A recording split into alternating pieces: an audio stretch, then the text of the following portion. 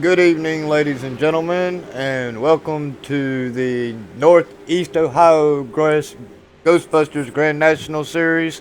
Tonight we are here at Martinsville, located in Ridgeway, Virginia. It is currently 73 degrees, 53% humidity. We got 2-mile-an-hour winds. This is a half a mile short track, and believe me tonight, ladies and gentlemen, tempers are going to flare.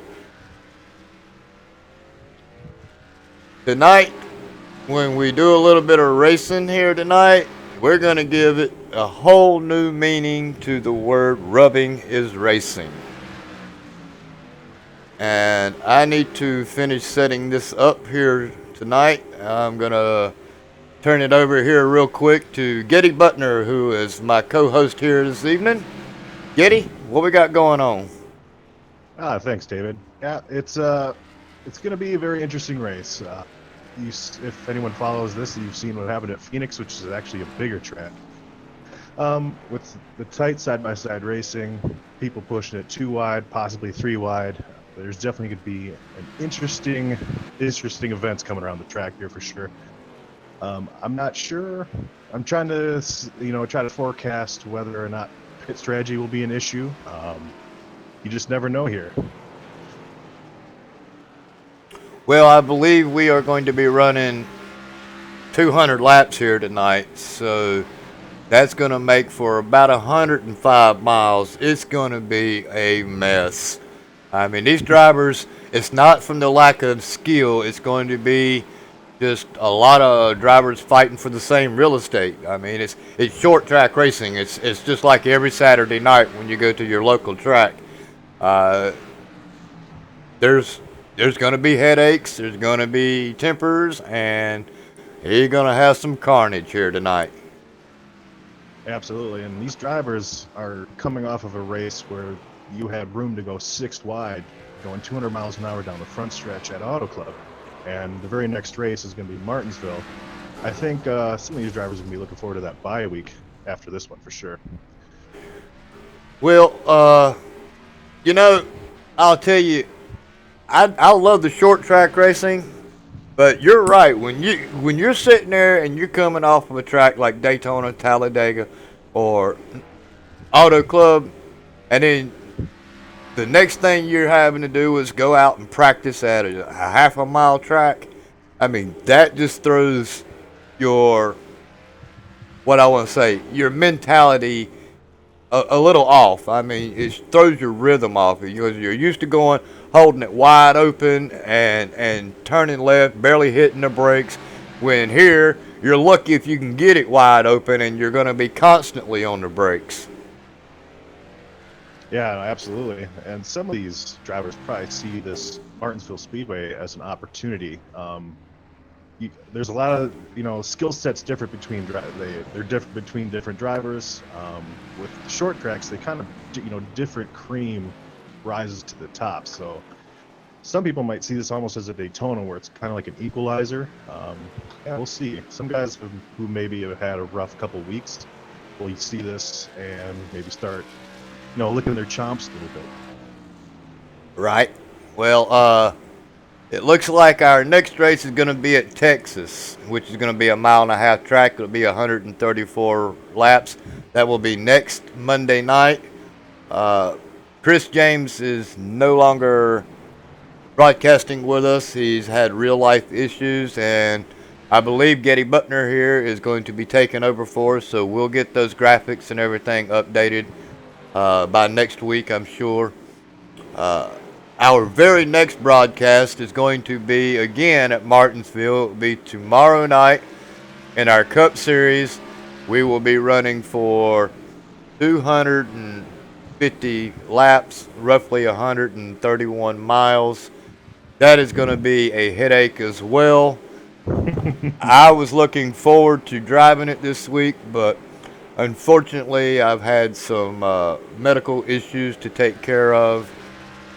My wife is going for a biopsy in the morning, so yeah, it's been a crazy week for me.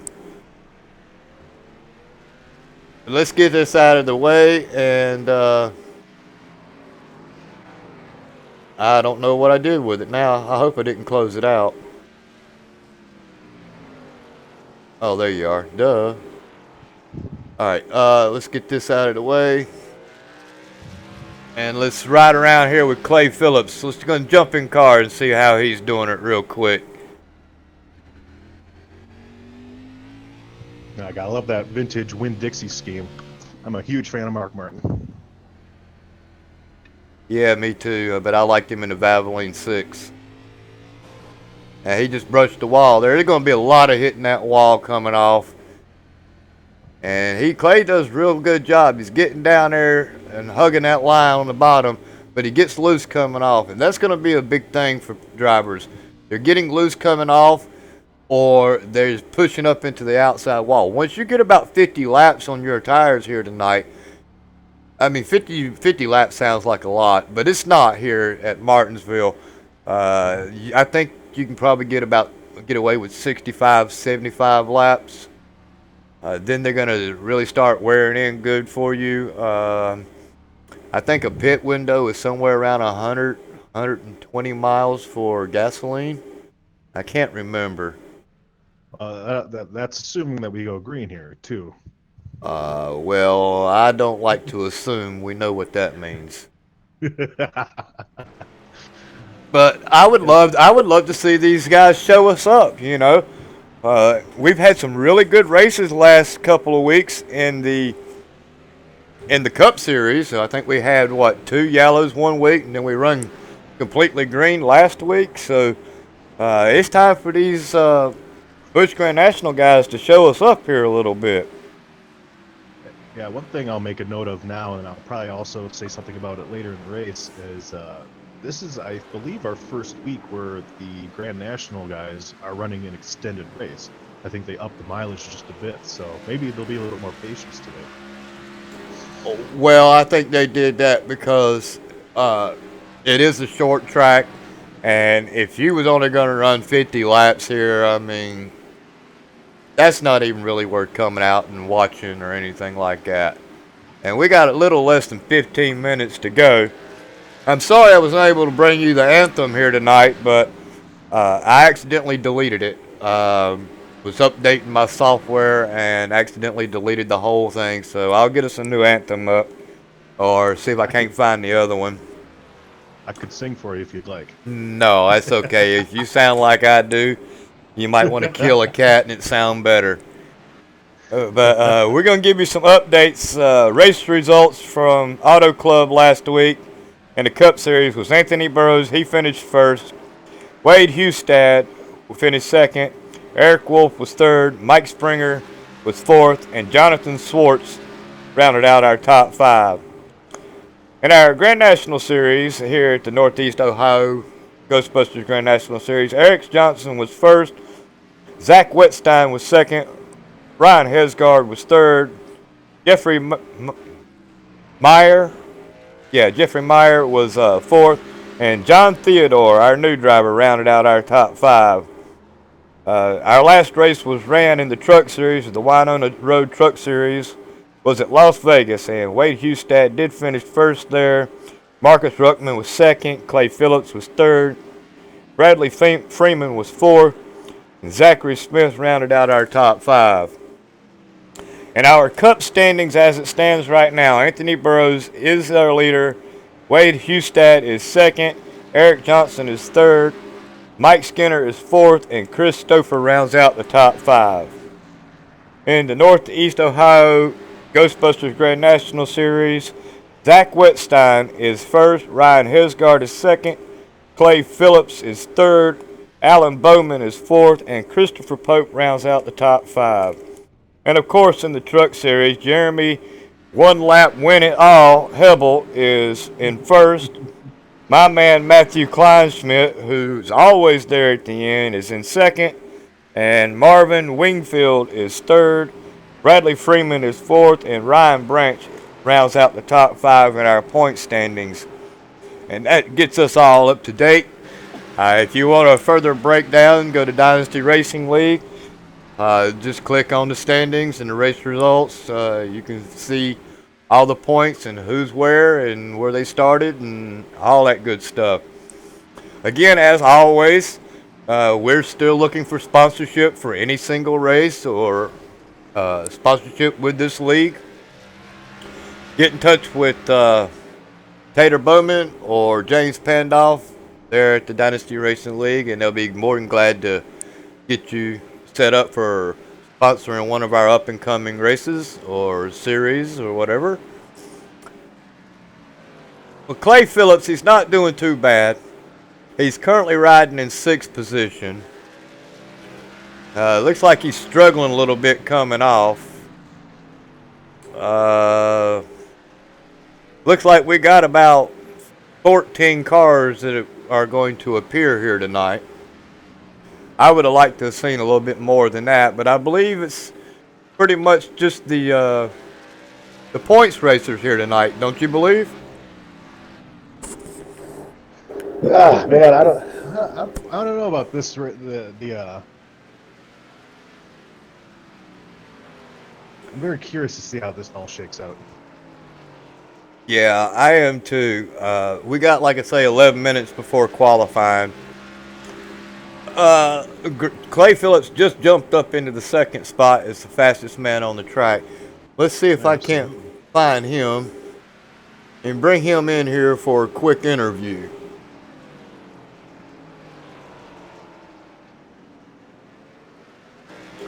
Let's see, where is he at? Spotter 1.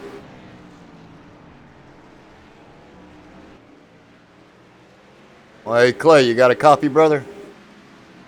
Yeah, I got a copy. Man, you just moved yourself up into 2nd spot as the fastest man on the track. Think you got something for these gentlemen here tonight? I'm not too sure.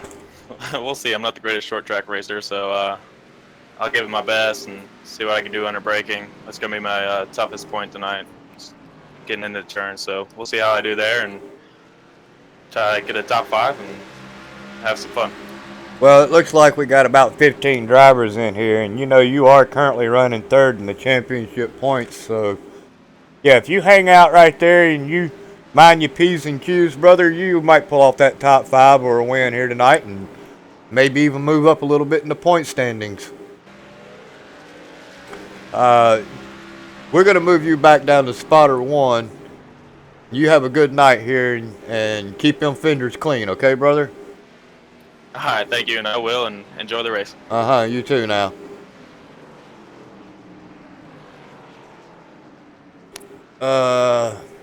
What about Ryan Hesgard? I think he's a 2nd place guy in the point standings, and he's currently running 3rd, so let's see if we can't get him in here and get a word with him. What do you think, Giddy? No, absolutely. Hey, while you're bringing them in here, we also have to give a shout out to tonight's sponsor, which is Armstrong Racing. You know, you're right. I did not even notice that, but we'll get that here in just a second. As soon as I figure out what all... Yeah, Armstrong Racing is our sponsor here tonight. We're sitting here with Ryan Hesgard. Ryan, you got a copy, brother? Yes, sir. Well, you're 3rd right now on the track. Looks like we got 15 drivers. How do you think your odds are going to fare here tonight with this short track madness? I think from what I'm seeing here in practice, I think it's going to be a race. I think guys are going to give and take, so I think there's going to be a lot of opportunities to stay up towards the front. We've been practicing quite a bit for this track this week because we know what it can and cannot do for points and confidence going into next week. So we logged, I don't know, 1,500 laps this week or something. It was ridiculous. So feeling pretty confident going into it. I think the time that we posted kind of reflects the practice that we did. I don't know how Chad did the lap he did, but we'll give him a run for his money, I think. Hopefully we come out the other side, get at least the top 5. Well, what sort of conditions are you seeing out there as far as, is it a tighter track today with the temperatures and stuff, or is it looser coming off? No, I'm not having any problems with tire slippage at all. Braking is going to be a big thing because it is very easy to lock the brakes up. It seems like right now, but once this track kind of started getting rubbered in, it was a little bit more easy to be more consistent lap after lap. So I think once we get another 100 laps or so with all these guys on here, I think this could be a pretty fun race. I don't know what's going to happen once it does get fully rubbered in. I don't know if it'll get loose or not, but we got to be on our toes just in case it does. Do you think you're going to experience a lot of wheel hop going in here tonight, or is it going to be more of a push plow, the outside wall type of thing? From what I'm seeing, the first 5 laps or so, you can drive in pretty deep and you can brake pretty hard without experiencing any wheel hop. It's just getting to roll the center. Those first couple laps, you'll maintain your position. After about 5 laps, you really gotta back the corner up almost to the black banner there on the wall. So I'm hoping the rest of these guys kind of are seeing the same thing I'm seeing, because you're having to back the corners up once these tires get worn. I think that's a good thing. I think that'll produce a lot of good racing, a lot of good side-by-side racing. All right. I don't know. We'll see how it pans out for us. All right, brother. Well, good luck out there tonight. You got about 6 minutes left. Get you some more laps in there real quick. Thanks, guys. Yep. Now, I believe he was in S2R. Let me see if I can't move him back down there real quick. Yeah, something he mentioned that's going to be a good thing to watch for is how the line changes throughout the race. Because it's something you see in the pros, is they'll eventually start diamonding the corner, which kind of leaves them susceptible to getting people tucking underneath them in the center. With more tire wear and stuff. So that'll be fun. If we can get some green flag racing here, it really will open up for some good battles. Yeah, it will, but I don't believe that they're going to want to try to do that because if they're still only just a couple of tenths off of each other, which it looks to me like that is the case, when you start running that high and then diving in low, you got to worry about that car being up underneath you, cutting you off pretty much. I hate to use the word dive bomb, but, that's what it kind of reminds me of if that happens. Oh, certainly, and I'm sure towards the end of the race, that'll become more of an issue. All right. As patience starts to wear thin. Now, that is making me mad. Hang on wait a minute. I got to get something straightened out. I don't understand why it's doing that to me. Alright. We're going to have to do it like this for right now. I am not getting... Where is my...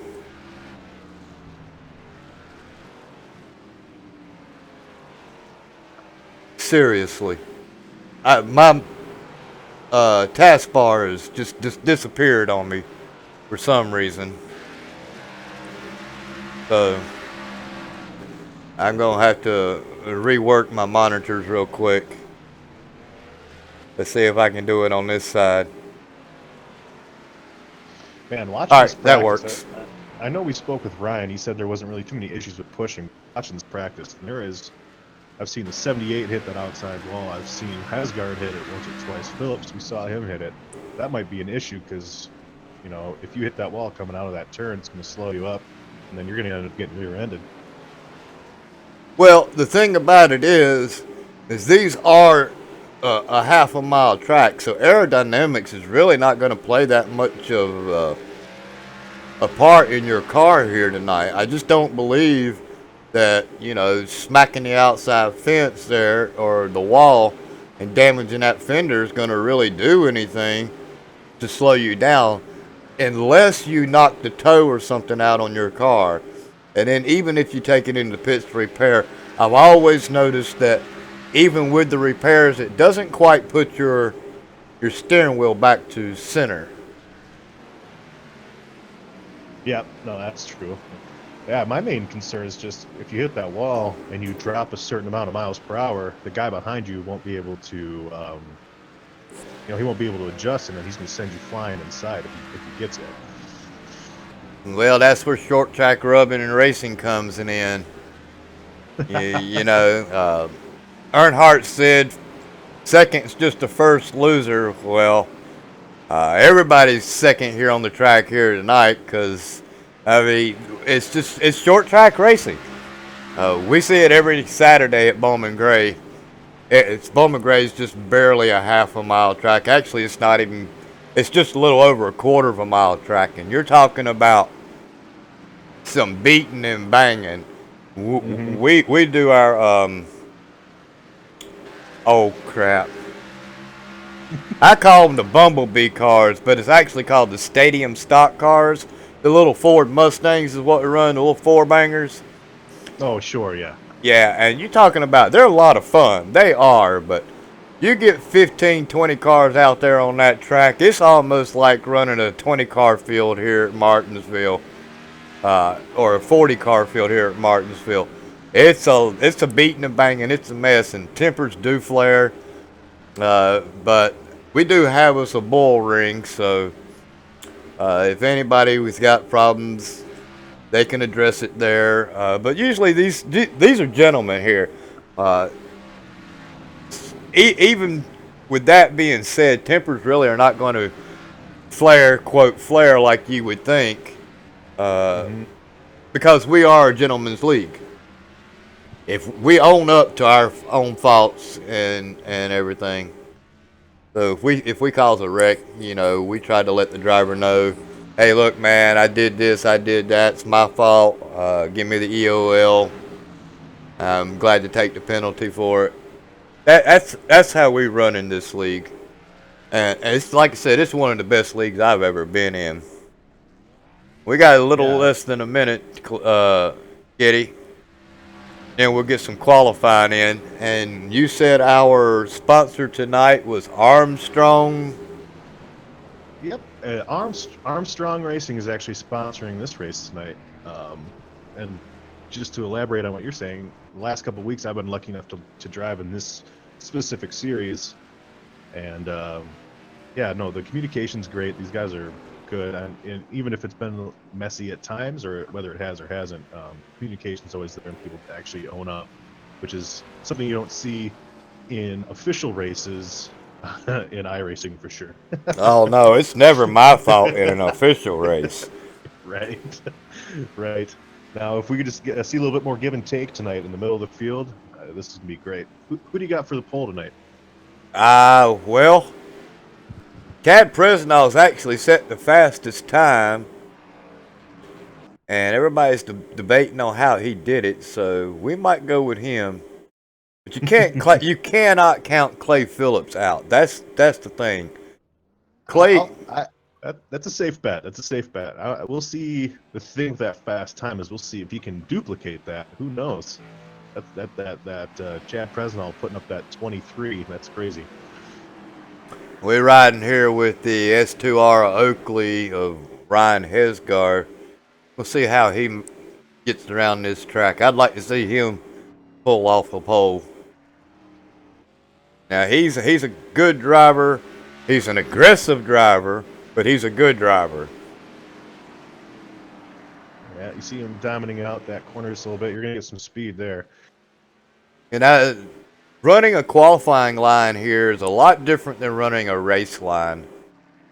A race line, Yes, you're gonna dive that thing to the bottom. You're gonna hold it as far in the bottom, and it looks like that time's not gonna count because he just smacked the outside wall. Yeah, he smacked the outside wall. We're gonna see that all race too. But there's not gonna be a clean car in sight. And that lap's not gonna count either. He just hit the wall again. So Ryan Hesgard is gonna be starting in the back if I'm not. No, it said he got a time in. How he got one in, I don't know. Clay Phillips is currently on the pole. So, and it looks like he smacked the wall as well. Larillo, where is Larillo? He's already brought his thing. That's Chad Presnell. See if he's getting ready to take his time out.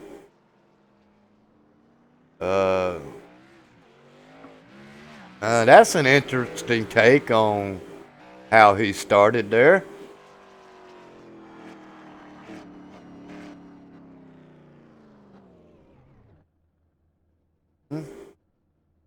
Now, what was that all about, I wonder? He stopped his warm-up lap.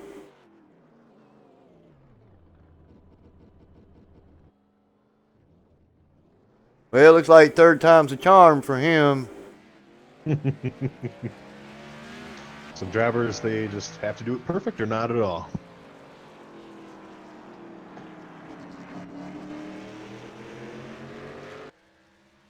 It looks like he got a good run coming off of that turn right there. And he brings it down there on the bottom. He cups the apron. Hope he didn't just smack the outside wall. Yeah, I couldn't tell. It was close. If he didn't, he should have. He must have. It looks like he's stopping again. Yep. One more time, Mr. Fresnel.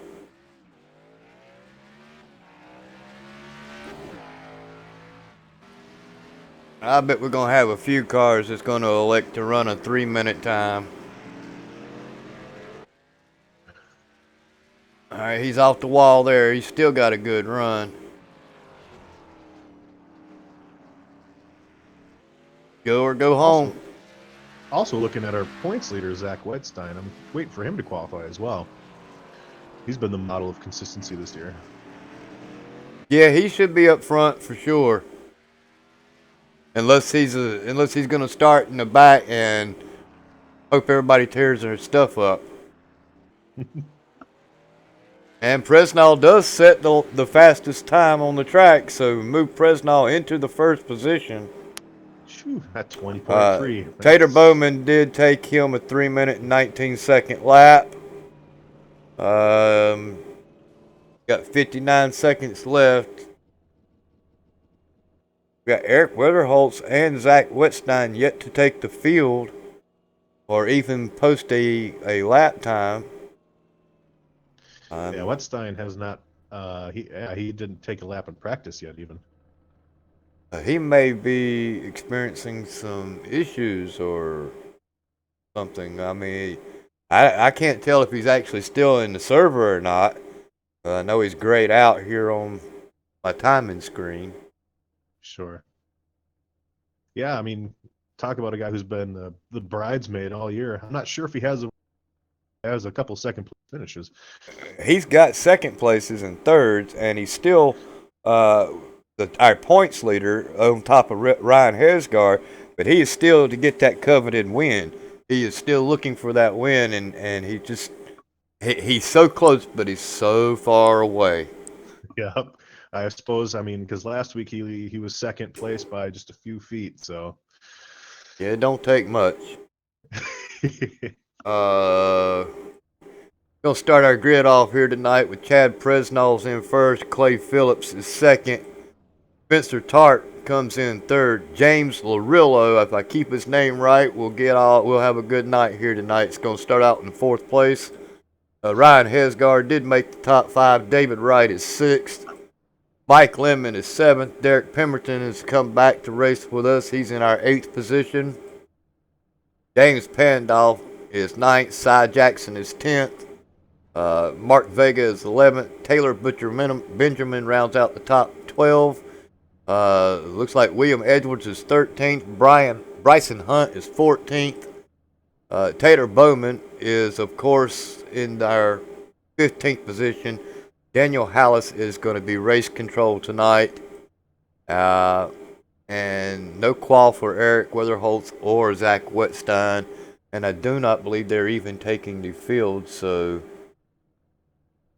that's a bad break for them. Let's get rid of that.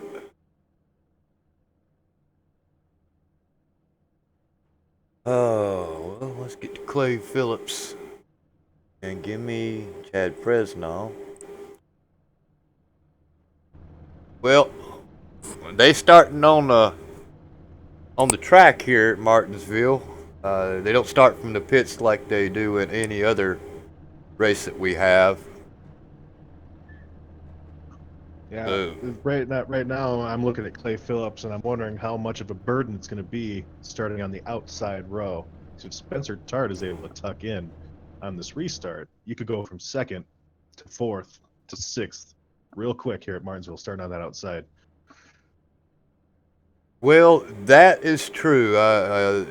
Because it's going to be a bottom race, you know, at least until everybody can get separated. If they can get it separated and get yourself down there, I believe you're going to see a lot of bottom racing track here tonight. But Clay, he's a high line driver. He doesn't have to run that bottom line, so he's pretty much comfortable either way. Now, hopefully he can get a good start here. I've seen him pull off some amazing moves on the high side. We got Spencer Tart and that Pop Tarts. Makes me hungry. Making me hungry. Pace car is headed down the backstretch. Now, if I'm not mistaken, our pit road here, you have to enter in on the back, don't you? And go all the way around. Entering turn 3. Yeah, so if you get caught here on the pit road, you know, if the caution flag doesn't fly your way during green flag pit stops, you'll be 2.5 laps down. Well, I mean, this is still. I thought maybe. Well, the pace car's in. Oh, excuse me. And they're green. But as I was saying, I thought they made a change to where if you pitted on the backstretch, you pitted on the backstretch, and if you pitted on the front, you could pit in on the front. But if I'm not mistaken, iRacing did not make that change, and you still have to enter in coming off of 4, right? Yeah, no, it's for the pit road here actually starts on the back of turn 3. But we'll see how it goes. Fresno is our leader. Looks like the top 5 got the top 4 rather, got strung out rather quickly, and we've got some battles starting from the 5th on back with the 13 car, who started, of course, on the outside row. He's getting shuffled back a bit. That's Larillo. Yeah, it looks like the top 4 have got him a really good jump on the rest of everybody else. You got to get back here to Mike Lemon in the 38. It's not going to take them long to get this field separated. The cream of the crop always rises. And it looks like we're single file all the way out, so maybe these drivers can be a little patient to start this race, get some green flag run in. Well, this is a points race for them, and like I said, I do not believe that there's hardly any drivers in this race that is not running here for points tonight. Don't quote me on that, but we got Spencer Tart making a move here on Clay. That's not going to work. But that just gives Chad Fresno the opportunity to stretch out this gap. Just a few laps in, he's over a second gap now. It looks like he pushed Spencer to the high side and got Hesgard to go with him. Hesgard is all over the back end of Tart. And it looks like Clay Phillips has actually hit the wall, as he does have right side damage on his car already. But again, I don't believe that's going to make a difference. Too. I believe there's with that outside wall. Yeah, I don't believe there's going to be a car here tonight that doesn't have a fender caved in on their right hand side. Now you take a look at that. Fresno has got almost of a quarter of a turn checkout on him. So he's almost 1.5 seconds lead. So yeah, that qualifying time certainly was not a fluke. If he can stay that consistent, this is going to be a rough race for people trying to catch him. It looks like Hesgard's being fairly aggressive on Spencer Tart just a lap ago, so we'll see. Maybe Hesgard can knock some time off that once he gets some open track.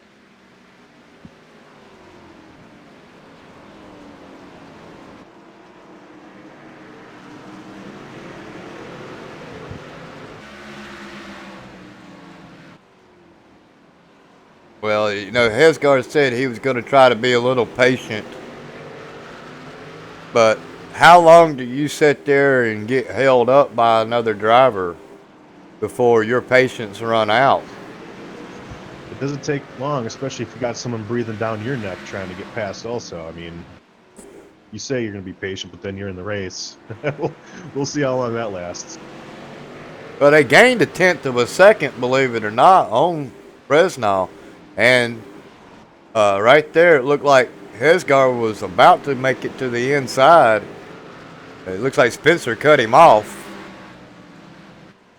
Yeah, and at that very same time, Mike Lemon and Clay Phillips had this almost the same exact thing happen to them, with Lemon looking inside as they were breaking into the corner.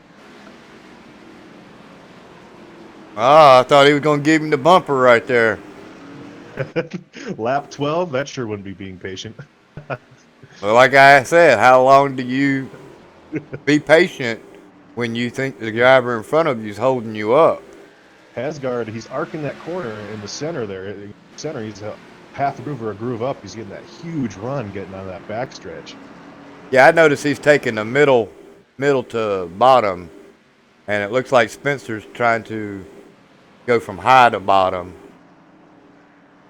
I just don't know which way to play it right there. I mean, you got two good, talented drivers, and he's just all over the back door. It's going to take one mistake for Tart, and that's going to be the end of him. Yeah, and meanwhile, with Hasgard battling to get past him, Chad Krasnall's actually extended his lead another 2/10, and it's at 1.7 right now. Yep, and he wants to see them battle all night if he could. And Clay Phillips is still right there. I mean, he's not far off with him and Mike Lemon. So, but the battle right now, let's see if we can't get back here in the back. Check out Mark Vega in the Dr. Pepper car. And he's racing around Derek Pemberton and James Pandolf. This group of 5 or 6 cars here has been looking just like this since the drop of the green flag. They are it's a little gaggle back there. It's good to see Derek Pemberton back, of course, but we know him later in the race. He's also known to be an aggressive driver. We'll see how long his patience lasts back here in the back of the pack. It's not the ideal spot to be. Yeah, he's a broadcaster for the TRN network, co-broadcaster with Adam Chapman.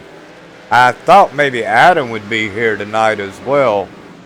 Looked like Derek had a couple. Well, there goes James Pandolf. It looked like he gave a tap there to Derek Pemberton. We was just talking about him. Mm-hmm. No yellow comes out, but let's take a quick look at that replay.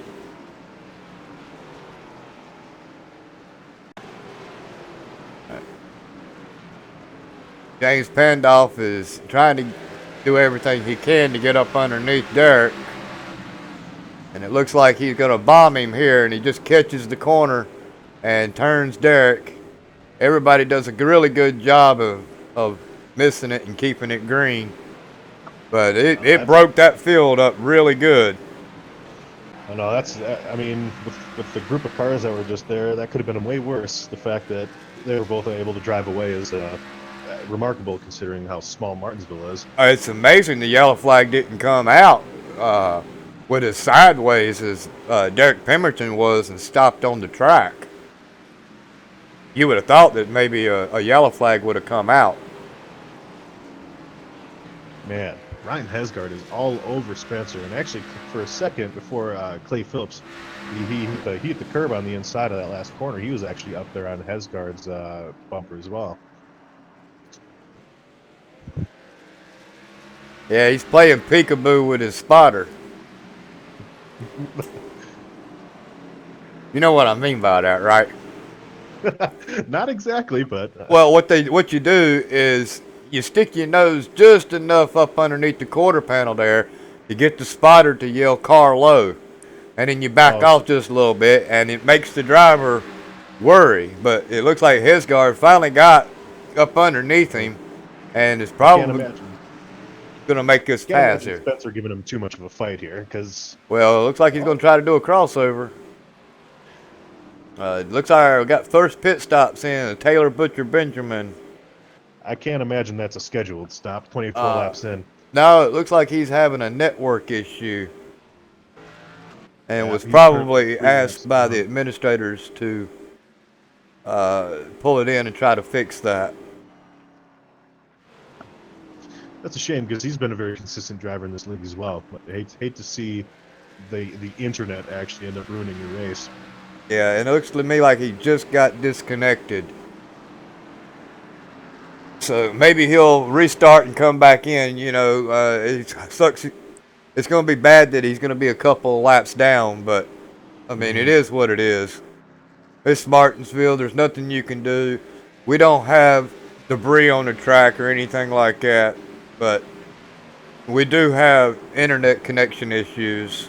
So, with that being said, Clay Phillips is now working the back door of Spencer Tart as well. We get back here to David Wright, who is trying to close in on the back of Mike Lemon. And James Larillo is currently running 7th. Yeah, I'm also looking back here at 8th, and I'm seeing Sidarius Jackson, who I saw spin a few times in practice.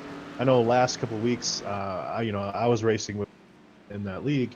He kind of had a rough, yeah, he was having some rough luck, but seeing him in 8th there, it looks like a very clean car. That's good to see.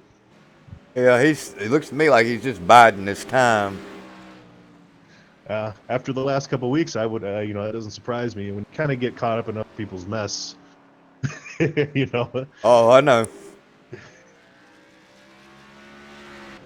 So since Hesgard has passed Spencer Tart, it seems as if the gap has just about stayed the same. We're hovering right about 2.5 seconds to the leader there from second place. Yeah, but it's not quite stayed the same for Spencer Tart. No, he continues to be just a little bit off. Not enough where he's dropping positions, but he's just dropping a quarter of a tenth here and there. Yeah. Maybe Hesgard can catch that time back up. Let's take a look back here at Derek Pemberton. He's got some really good damage on the back of his car, and it looks to me like the best person that come out of that on that incident was James Pandolf. His car's not got that much of a damage on the front end of his car, but Well, both of these cars are about to be Ryan Hesgard's best friend, because let's see what kind of time is shaved off if Chad Presnell has any issues passing this lap traffic.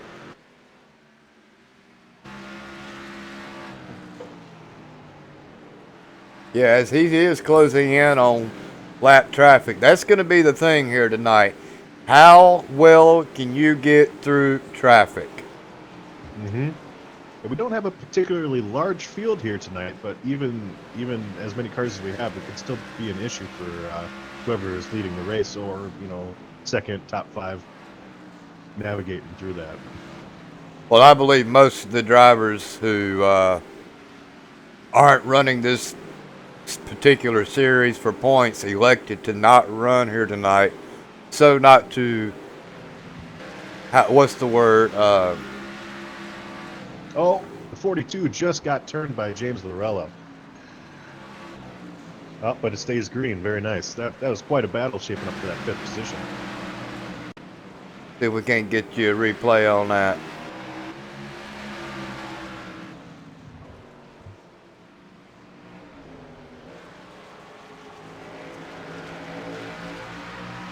Well, Larillo and Lemon looks like are battling it out. And Larillo, yeah, he doesn't even stop. He just keeps going. Can't drive through these cars. They're not invisible. Well, he tried. And Presnell is working on the back end of Pandolf. So he has definitely caught this lap traffic. Yep, and we also have Spencer Tart has now dropped one more. Clay Phillips finally getting past him. He's in the top 3. And that lead that Presnell had is shrinking ever so slightly. Yeah, as Hesgard, excuse me, is gaining on him. Now look at this cluster in front of Chad. This is not what he wants to see. I Uh, see he's just about out of patience too. As I think he gives well, the William set, Edwards there a little bump. yeah, either that or he decided to let him go. But again, these drivers, they don't have to give you that high line, as they are still not a lap down. But it's the gentleman thing to do is if you know that car is a lot faster than you are, you should at least give him the line. Mm-hmm. And you know, maybe they wanted to see if they couldn't hang out there a little bit in front of him, but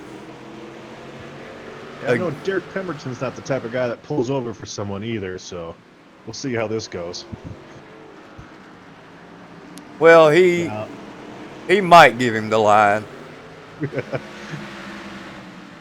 One thing here, though, also is normally the leader is given, kind of a little bit more grief by the lap cars than the second place guys. So maybe if Hesgard gets past these guys easier than Presnall did, this gap that's now down to 1.5 could actually stay there instead of him going back up to almost 2 seconds. I don't know if you've noticed it, but I'm pretty sure the administrators have noticed it.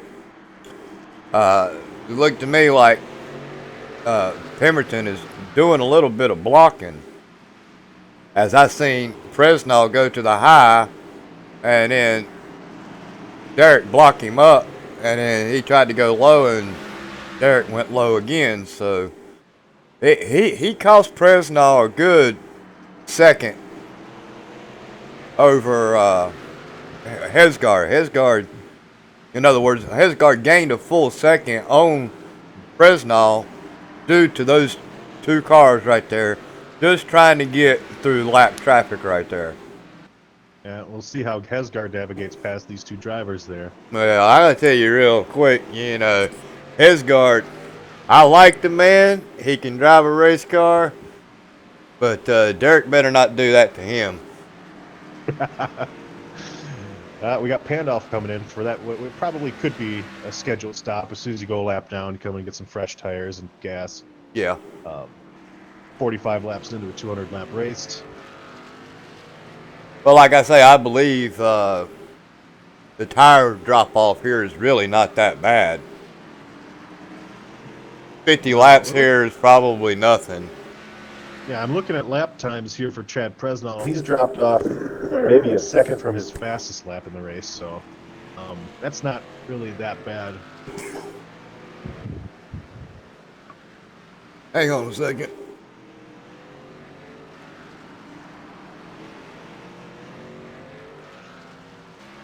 That one had a bone in it. Looks like the battle for 7th to 10th is probably these guys are pretty close racing. This has been that same group, where that kind of gave that little collision earlier. Well, I know they've got it sorted out.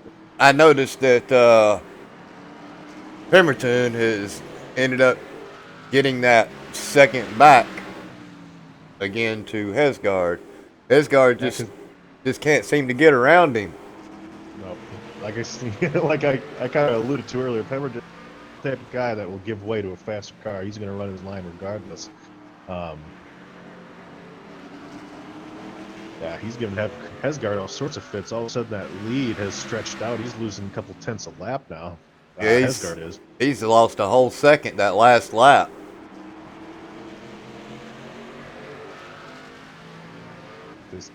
Yeah, Chad Presnall has clean Yeah, he track. dove it in there that time. He has a full straightaway at clean track right now, so he has no issues. That's what you got to do. Sometimes you just got to drive it in on the driver.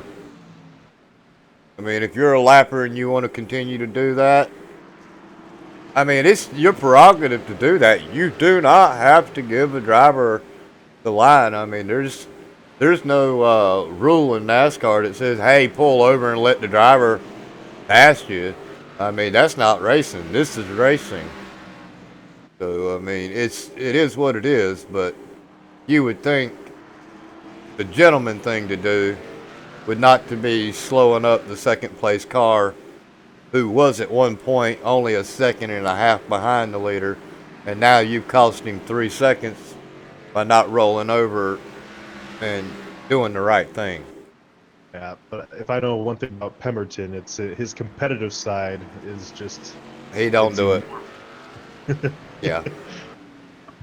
He's a really good driver, but like you said, he's going to run his line, and it's up to you to get around him, which is the way we run. I mean, it is your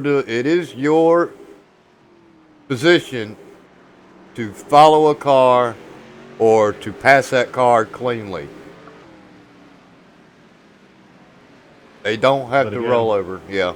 Martinsville being Martinsville, you just never know. See that battle for sixth on back. That is some good. That's probably the best racing on the track right now. We've got David Wright just passing Mike Lemon now. Is it 78 going to take a peek? Yeah, he's going. Oh yeah, that's close. Mark Vega's in the 78, and it looks like Darius Jackson has actually finally got some damage to that right fender. Looks like almost every car on the track now has damage to that right fender. Now, since getting around Pemberton, Ryan Hasgard has sustained. He was actually faster that lap than Chad Presnell was, but he's sustained about that 3 second, 2.3 gap to the leader there. Right. Well, how close is Presnell back onto the next car? See if we can't get a good shot. He's a good half a straightaway away from Mr. Tater Bowman.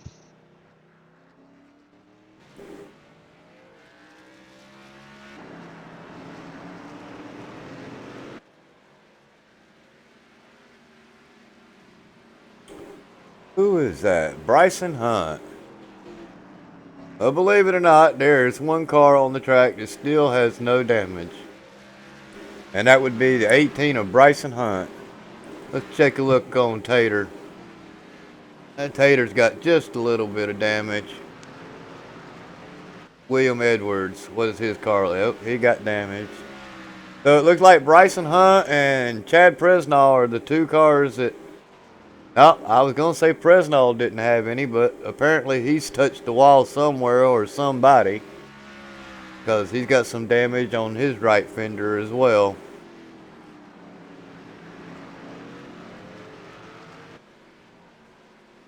Wow. Keep it up there, Bryson. You may get some extra points. Right? I've been looking at Chad Presnell and Ryan Hasgard. Been trying to compare their lines that they're taking and their lap times, and they're almost identical. So if there's a way where this field gets kind of bunched up again, whether it's a caution or something like that, that could be quite a battle. Looks like Hasgard ended up some speed. But they're turning about the same lap times.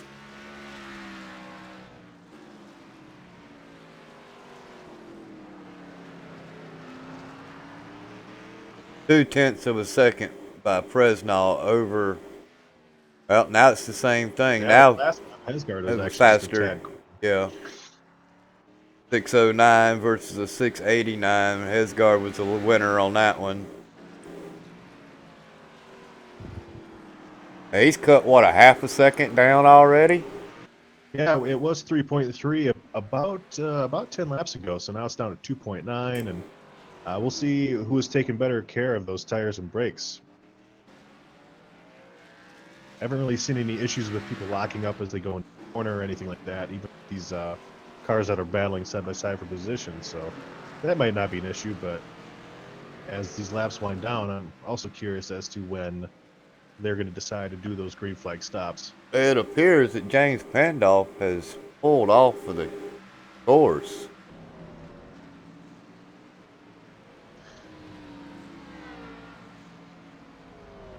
That leaves us with 13 cars on the track right now, 10 being on the lead lap. Looks like he elected to join Daniel Hallis in race control.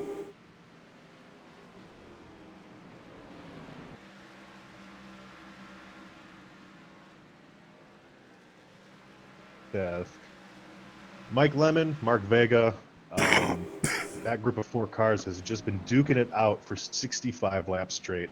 It's very impressive that they've been able to do it in such a way that's been very clean.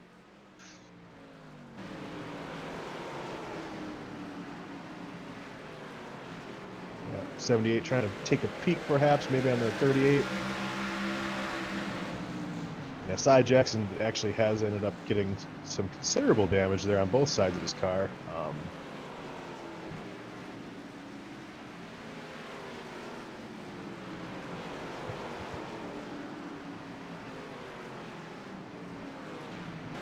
We're going to take a quick break, ladies and gentlemen, and we will be right back.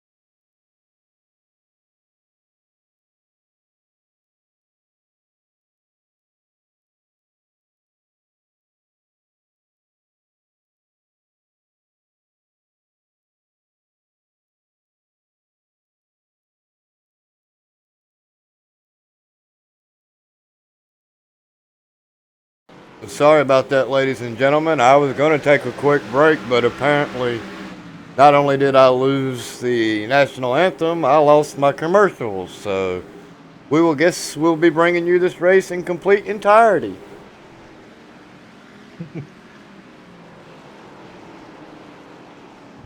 Yeah, I had an issue with the folder of the graphics, and so I ended up deleting the folder. Didn't even back it up first. I should have backed it up, but apparently I'm not half as smart as I think I am. Still twice as smart as me when it comes to technology. Yeah, it's. Right, I've been messing with computers since I was 10. Get through Bresnall. this traffic a little bit easier than he did when he was racing Pandolf and Pemberton. Looks like they're giving him a little bit more. But that lead has, I mean, Ron Hesgaard's coming. Yeah. For sure. Well, usually the drivers in the back like that, they already know it's coming. Well, these 4 drivers here, they've just been too busy racing each other. I think they're just going to let Presnell go by and then continue going after it. I mean, Exactly. They've been a couple seconds of each other this whole race. I mean, it's awesome. It's good racing back there. Yeah, this is what the other drivers should have done. Just, run the little high line, let the leader go low, and get back to it. I mean, you're not going to gain anything by holding the leader up. The only reason I could, if you hold him up for maybe a lap, you hope maybe a caution comes out or something, but you don't want to be the yellow. Exactly. He held him up for a little bit, for sure.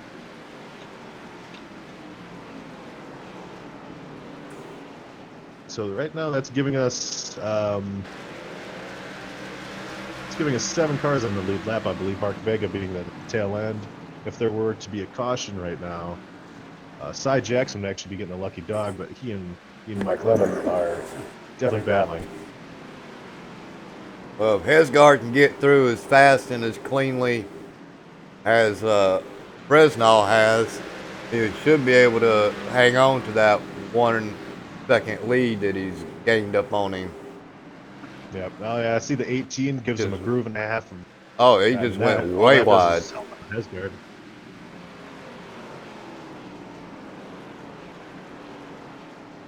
That's how that 18 car has been able to maintain such a beautiful looking vehicle compared to the people around him. He stays away from everybody. Exactly. Well, I just can't stop. I can't stop watching this battle between Mike Lemon there and Cy Jackson. That's just incredible. I don't know if it's 5 or 2 points that you receive for not getting an X. If you can finish this race without a 0X, I believe it's 5 bonus points you get. I wouldn't know. I've never done it, unfortunately. Well, it's anywhere between 2 and 5 bonus points. I'm really not sure. Ooh, Cy Jackson lost it. How bad? He lost. He lost about probably a tenth or two. He slid up that corner now. These tires starting to wear off a little bit. Breaking in as hard as they'd been battling this whole time. Well, Hesgard is trying to get around Lemon. Lemon pulls over and lets him go. Oh, not quite. And he is actually gaining. There's Pemberton again in front of Presnall. Oh, we got a car. We got, the 40, Tater Bowman. He just hit the inside wall. That'll bring out the caution. Oh, wow. Looks like he was checking up for someone else that was dropping below. I could not see who that was. See, now this will be interesting. I feel bad for Tater there. It looks like he probably just let off thing, trying to, He just spun it. He just got on the gas just a little too fast right there and spun it around to the inside fence. Yeah, at that same time, someone else just ahead of him did almost the same exact thing. It's very weird.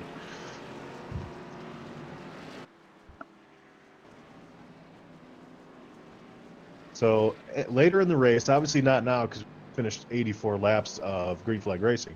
Do you see a benefit of taking 2 tires?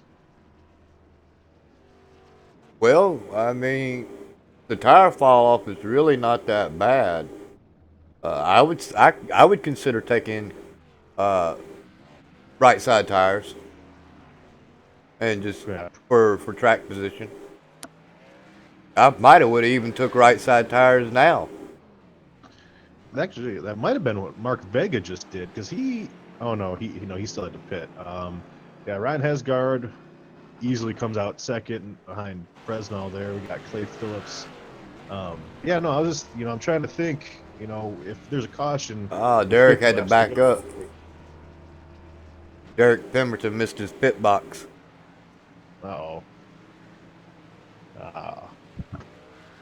Adds to a frustrating race for him. He's 2 laps down. And most likely he'll go another lap down here in the pits.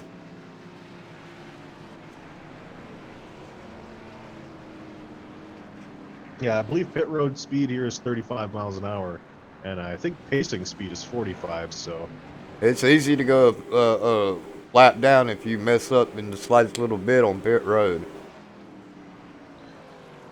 Well, thankfully for him, he had that issue under caution. If that were to happen under green, obviously that almost does guarantee an additional lap down. So our top 5 has just about stayed the same for most of the race, with Lorello rounding it out.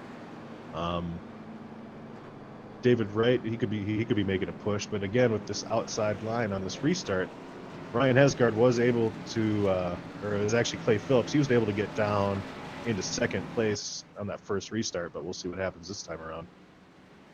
But I'm going to let you call out the beginning of this race, brother.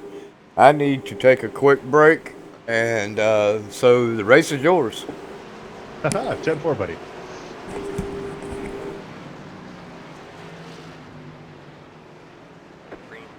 All right, the green flag is out. Fresnel got a huge jump. Looks like Hesgard did not get the start that he was hoping for.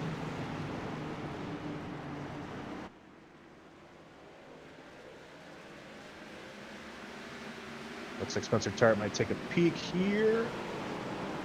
Ooh. Yeah, so Hesgard's able to file back in 3rd spot there. He didn't lose too much.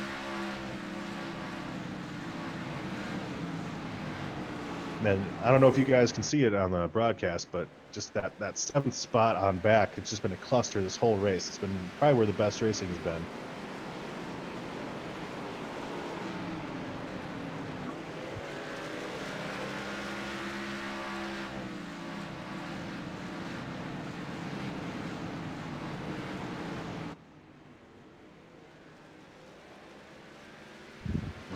Mike Lemon coming out of that turn there, almost got turned, but looking at the leaders here, Chad Presnall has already opened up a 0.9 second lead there on Clay Phillips and Ryan Hesgard, with Hesgard, of course, charging back, trying to get that second place.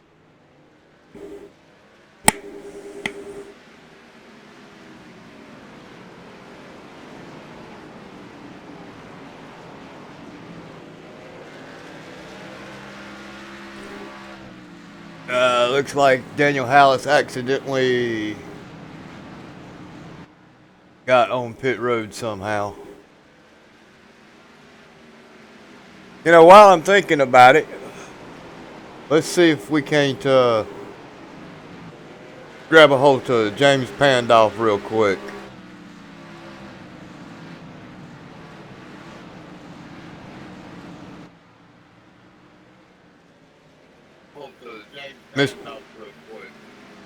Mr. Pandolf, you got a copy, brother? Yes, sir. What do you think of the race so far? I think the race is going great. The drivers are being patient. Not all of them are being patient, but they're being clean about it, which is fantastic.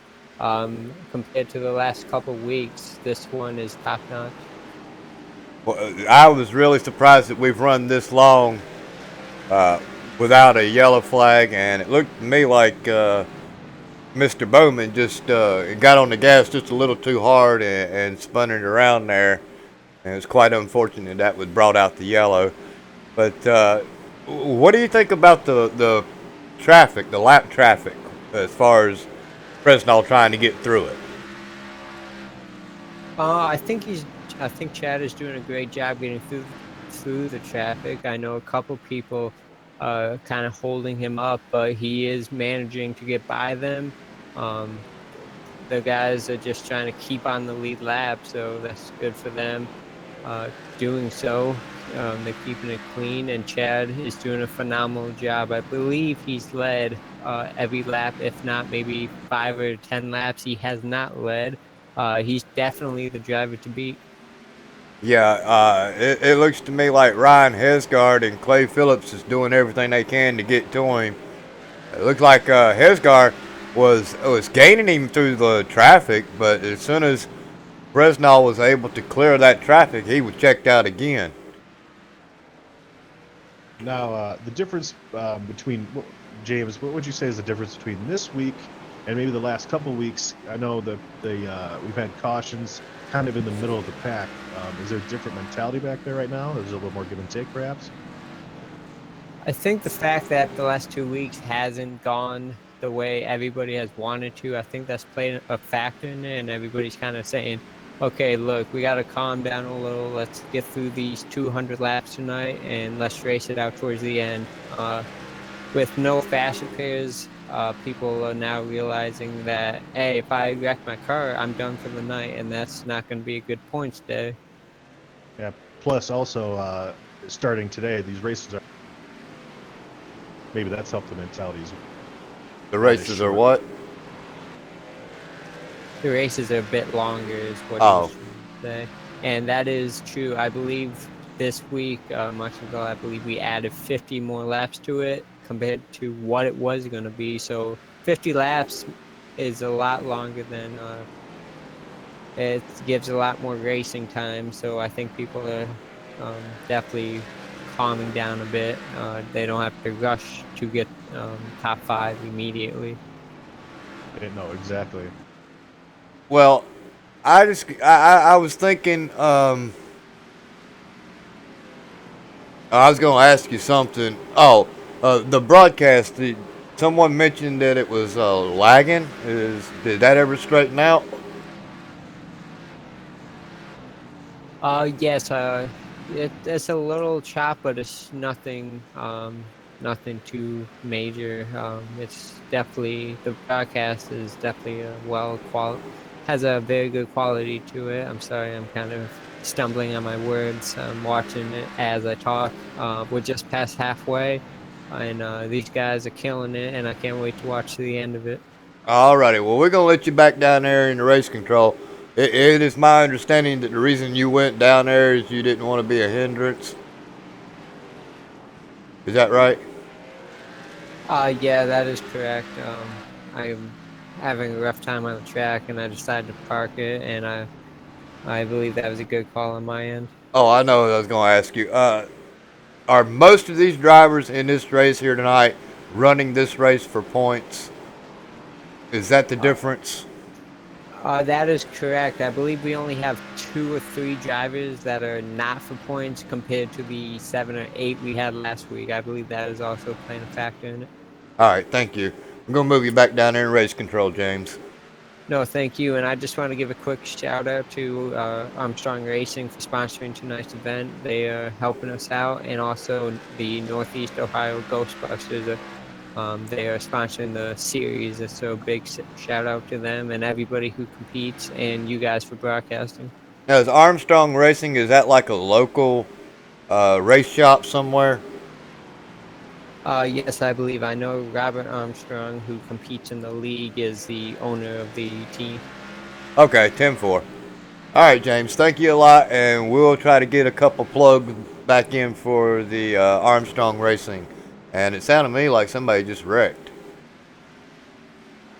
I know Clay Phillips did almost just a lap ago. He was way down there. He almost hit the commitment cone for pit road. Caution is There out. it is. Oh no, Chad Presnell actually ended up hitting him. He hit William Edward. Obviously, slight damage here isn't a huge thing, but Now, who was that? it was the 75 of William Edwards was sideways on the front stretch. Okay. Very curious to see what happened there. Oh, wait a minute. They're beating and banging back here. All right, 75 goes in. He clips the 81. You know what? I kind of Hold saw on. Pemberton get into Oh, the look at that. He 75 just a did it little bit. again. He doored him, and then 81 bumped him back. Man, Wait a that's minute. crazy. Oh, and then it looked like some tempers are flaring there. It looks like because the 75 and the 81 have been racing back the whole time. And the 40 just turned to 75. After all that with him and Derek Pemberton, who was in the 75, William Edwards. The battle between Derek Pemberton and William Edwards, there might be. I'm going to leave that up to race control. I believe that some tempers was flaring right there. I saw I kind of saw Pemberton maybe give him what they call the chrome horn heading into turn 1, which pushed 75 up. He probably didn't appreciate it, and it looks like 75 returned the favor. Unfortunately, Tater Bowman might be an innocent bystander in that one. Yeah, but I don't know how long that was going on. I mean, I rode with them for 2 laps right there, and they were back and forth at each other. So I don't know how many laps that entailed, but it looked to me like both of those drivers had actually lost patience with one another. And what in the world is going on? Yeah, no, these, with there being 13, 14 cars in this field, a lot of these guys are going to be racing right next to each other, since the start of the green flag on lap 1. So maybe, the irritation level definitely increases with each passing lap if someone's doing something that maybe you don't appreciate. That could have started on lap 5 for, who knows. I don't. Looks like I don't know what's going on, man. I had some. I updated something, and now I'm getting notifications across my desktop. I don't know what's going on with that. I'm going to have to go through the system again. But that's 3 times that I've had 3 different kinds of notifications pop up. It's stupid stuff. Technology, man. Isn't that something? Yeah. Well, if I can't fix it, it's broke. As we get ready to go here for this restart, pace car is in. Fresnel's going to bring him down slow. And he's away. Green flag, green flag. Yeah, he's been getting such a good jump on those restarts. Oh, no. Oh, no. Hang on to it. Oh, no. Wow, unreal. Oh, man. Let's take another look at that. And we'll do it from the chase view with bar chase with Clay Phillips as we take this restart. And it looks like Clay is just getting a little aggressive right here as he dives off. He just does catch him. Oh, and Ryan Hesgard backs it into the back wall there. That was a very weird restart. I mean, the top 5 cars were so spread out. You know, each one kind of got a different run. But that shouldn't be happening. That's unfortunate for Ryan Hesgard, who's been battling. You know, these two have been battling for each other for that position. And hopefully Hesgard's able to... looks like he got a little tail end damage, but he's going to have to fight his way through the... Take another quick look at it. Yeah, he got a little bit of front end damage too, but he's able to spin it around. Yeah, he doesn't lose the lap. He doesn't, you know, fixing the pits. But yeah, just fight through that traffic now because we know. Yeah, I wouldn't worry too much about it. I would just grab 4 tires and be done with it. Clay Phillips is in as well. Back has been so tight with those guys. If he gets involved in any of that, he's not going to make his way back up to the field very fast. And unfortunately, Clay Phillips is probably going to end up with an EOL end of the longest line over that incident, as he was aggressive, and when it's your fault, it's your fault. Mm-hmm. Well, that opens up, you know, that unfortunate incident actually opens up the opportunity for people like Mike Lemon, who's been racing well, David Wright, and James Lorello to kind of showcase maybe what they can do in the top 5. Well, that Spencer Tart, his car is fairly clean, and so is Lorillo. I mean, even with the racing that he had going on, his car still looks fairly good. But he's got a network issue. Yeah, he's been blinking a little bit under caution. I don't know about the race. But that Spencer Tart's car looks fairly good. I mean, he's got tagged in the rear end in the center, and looks like his nose is bent down a little bit. But yeah, well, I think that happened earlier in the race because, correctly, Spencer Tart and Ryan Hesgard, they had that very long, drawn-out battle for second place. It almost took 25 laps. Well, we're here at lap 119. We got about 80 laps to go. And 2 quick cautions just like that. It don't take, you know, yellows do breed yellows. And Yep. patience are getting thin. You know, we saw that with Williams and Pemberton. Yeah, unfortunately, that last caution brought out two of the faster cars of this race, and it looks like Clay Phillips will get that EOL. So yeah, two fast cars are going to be working their way through the field, which could breed even more cautions depending on the patience level. Well, I mean, they've been patient this long. They don't have but 80 laps to go. And the pace car's in. Yeah, and this restart looks a lot more bunched up. It looks a lot cleaner. And he gets a great start again. I mean, he just takes off. No, it's almost like he's driving a different setup. Or lower air pressure in his tires or something. I don't know. He gets an amazing jump coming off that corner. Spencer Tart's right behind him there. Looking at Ryan Hesgard, gets turned again by David Wright. Wow, he's not having a good night. Very curious to see what happened there. I just caught the tail end of that. Well, Hesgard goes down in front of the 85. And he goes to pull a crossover on David. He's there. He clears him. And David just slams right into the back end of him as they're coming off.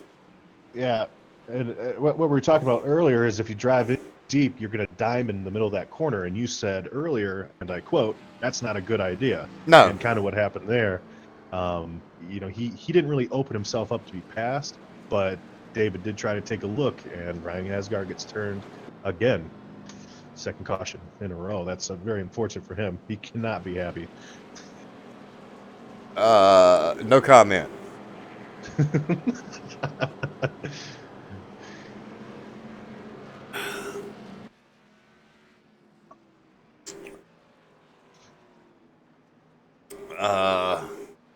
Let's find out how happy he is.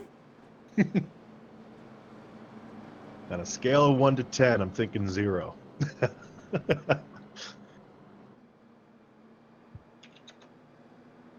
Mr. Hesgard, you got a copy, brother?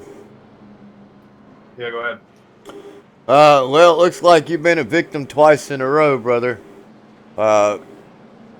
You think you can bounce back from this? If I can get some repairs done, maybe. I don't know what the car is going to do now.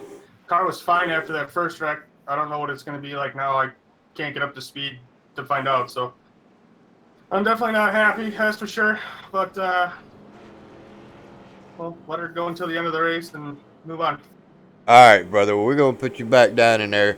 Hope you. I wouldn't repair the thing. I'd just drive it like you stole it. But you do what you got to do, brother. All right. Yeah, good luck, Ryan. Man, he you can almost just hear the fact that he could he was so, I mean, that's very irritating, but it is Martinsville, and Ryan is he's a classy guy, so Yeah. Let me make sure I put him in the right channel. Suspension, are you? For cursing on the air? Did I put you in the right channel, Ryan? That's too on, buddy. That's too on. Okay.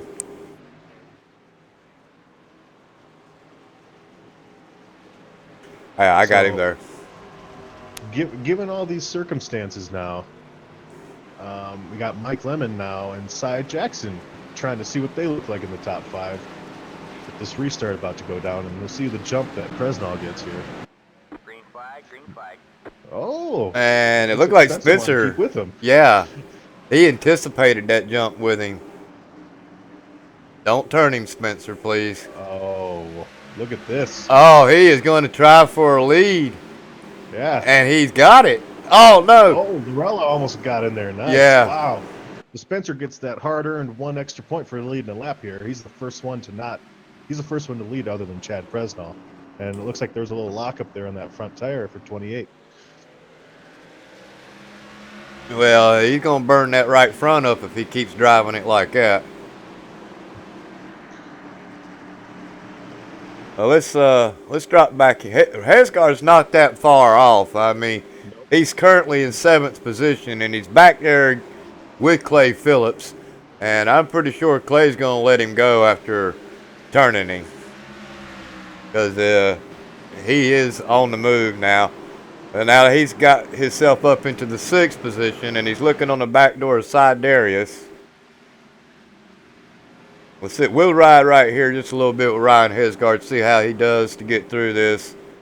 Chad Presnell is still currently 2nd. And he got him a good run right there on Cy. Yeah, the top 4 are also just all bottled up here in front of Cy Jackson, too. So this has turned out to be a good little race here. Oh, it looks like Presnell's all over the back end of Spencer. Yeah, he is one with the rear bumper of Spencer Tart's car there. Looks like he gives a little happy bump there from the 13. This is some tight racing.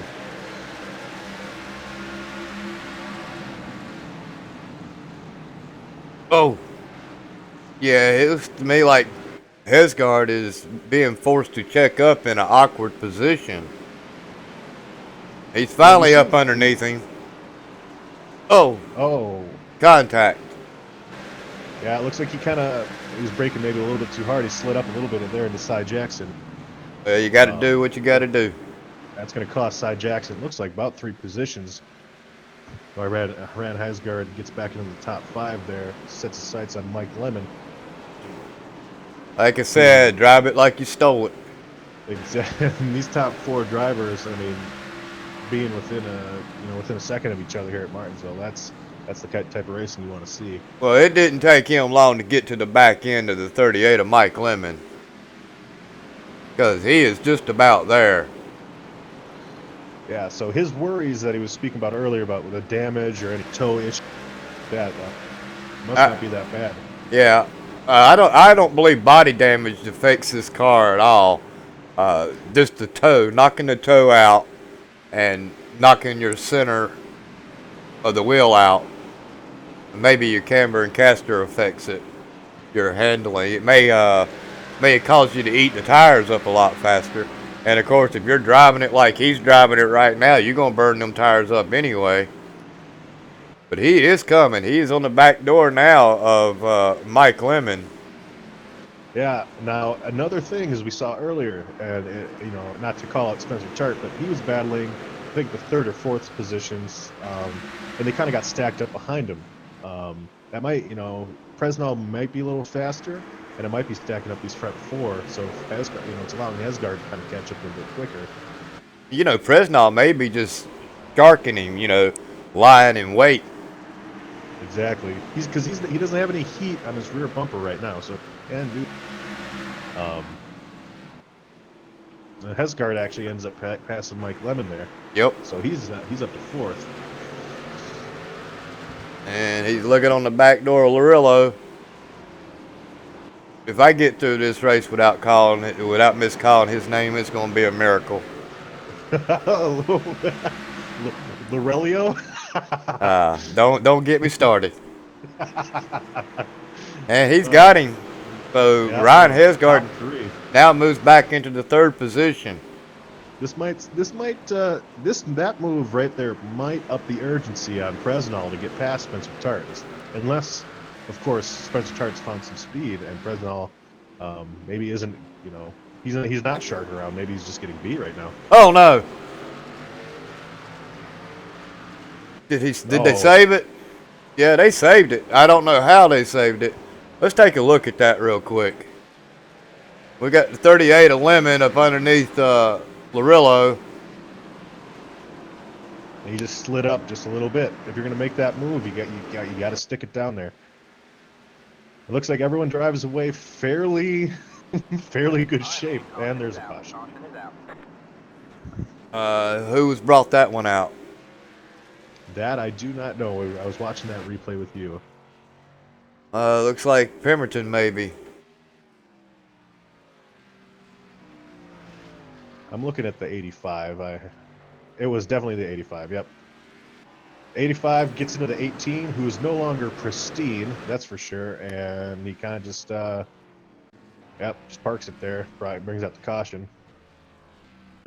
That's a shame because Saiwa's having a really good race too, and of course, just unfortunate circumstances. All right, we're seeing the battle there. I mean, this all started back a few laps ago when all these guys got stacked up. That's what. Oh, he got into the 18 and turned the 18 into the fence, and then turned himself into the fence. Wow. Yeah. Not sure exactly what happened there. Maybe he didn't see. Maybe it was deck code. I'm not sure. Yeah, it's my favorite that's one. unfortunate for him, and it's also unfortunate for the 18 who had a clean car. Was running his own race. Yeah, I don't believe he had any damage until that point right there.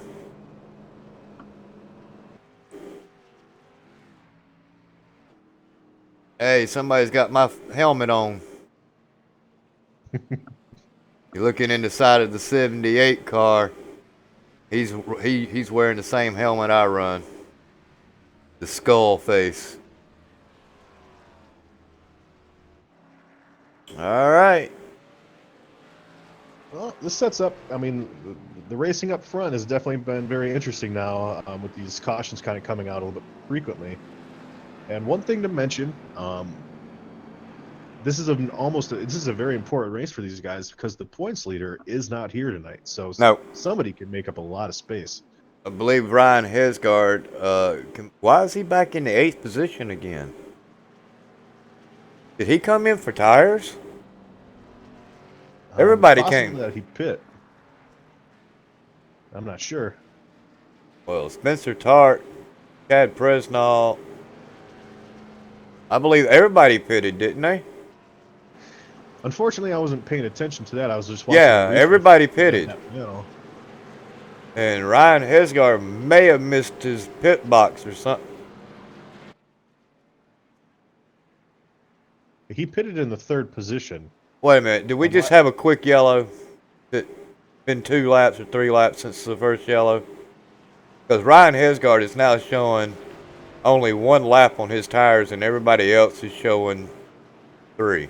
He pitted again. I went back and watched it, and he came in 3rd. He actually is fixing his damage, so we'll see if that pays off.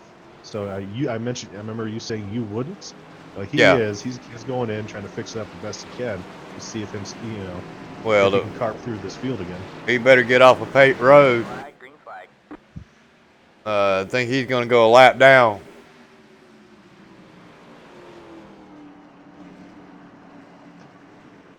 He's going to need a quick yellow bad.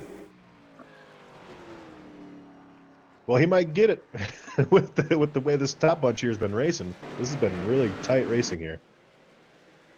And we got Mike Lemon here. All of a sudden, he's up in 3rd spot. Well, I mean, he's back there in the back. He didn't lose a lap. So, I mean, he's just now coming in to the back stretch as everybody's entering into I mean, if his car isn't too damaged, he's seeing that he has the speed to keep up with these guys, but he's not going to be able to make up that time without caution. Yeah, I believe that's what he's hoping for, is a quick yellow. We got 50 laps left in this race. One thing to think about is if there is a caution, does he need to pit again? No. The only reason he come in was to fix that damage. I believe once we hit the 100 mark, I don't believe we needed to pit at all. I know you wouldn't have needed gasoline. So if you're coming in for fresh tires, it's just because you want them. Yeah, looking at his lap times, and the previous lap, he was actually faster than Spencer Tart, so Ryan Hesgard desperately needs a caution if he's going to come up here. He's been one of the fastest cars all race. Well, I believe Presnall is just sitting there waiting. Yeah, no, I mean, he's definitely not, he's not losing any time to Spencer Tart, that's for sure. But again, they might start stacking up here. Mike Lemon's kind of gaining a little bit of time there. And let's see what he's got. Well, it looks like Hesgard has actually moved his way to the back door of Pemberton. Mm-hmm. So he's actually caught the field again. Oh, 3 wide. Oh, man. Brave souls. But yeah, he'll pass him. Both at one time. That's how you do it. And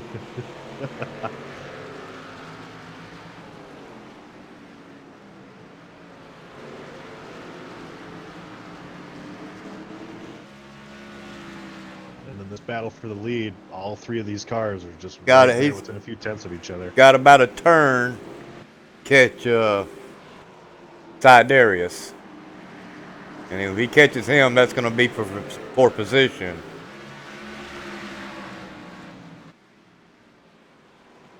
So we're at 156 here at the Armstrong Racing Martinsville 200 for the Northeast Ohio Ghostbusters Grand National Series, ladies and gentlemen. And it's been a really good, interesting race.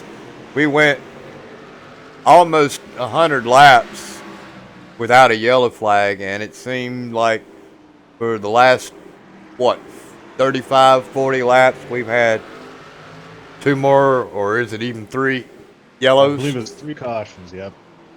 2 for Ryan Hesgard. Yeah. And 1 for Cy Jackson getting into the 18 car. Well, then we've had 4 total because Taylor Bowman lost it on his own and brought out the original one. Yeah. So, Yeah, I think it was around lap 82 or something. Yeah, we went a long time Yeah. there at the beginning of the race. Now the race is completely changed. We've only got about 40 laps left here. Spencer Tart is now leading, whereas earlier in the race, Chad Presnall I think he led every lap up until, past lap 100. So this is different territory for Chad Presnall right now. And he's not, he's getting challenged for well, second he just right now got by Mike bumped. Lemon. Yeah, he just got bumped by Mike Lemon. Well, it looked to me like all 3 of them were ping-ponging it around there. Yep. Presnell's going to take a look here. No, maybe not. Yeah, you can tell the difference of the line there. He gave him a bump. Presnell goes in a little bit higher, which allows him to get out a little bit faster. Spencer Tart, he's definitely protecting that lead, where Presnell is able to come in with a little bit more gusto. And he's able to kind of get off with able to get into the throttle just a little bit earlier than Spencer Tart. Yeah. But I believe he just let him know he was there. Hey, bud, look in your mirror. It's me. Yeah, there's nothing more intimidating than seeing a guy who dominated the first half of the race. All you see in your rearview mirror is that Bud Light or that Budweiser logo on Presnell's hood.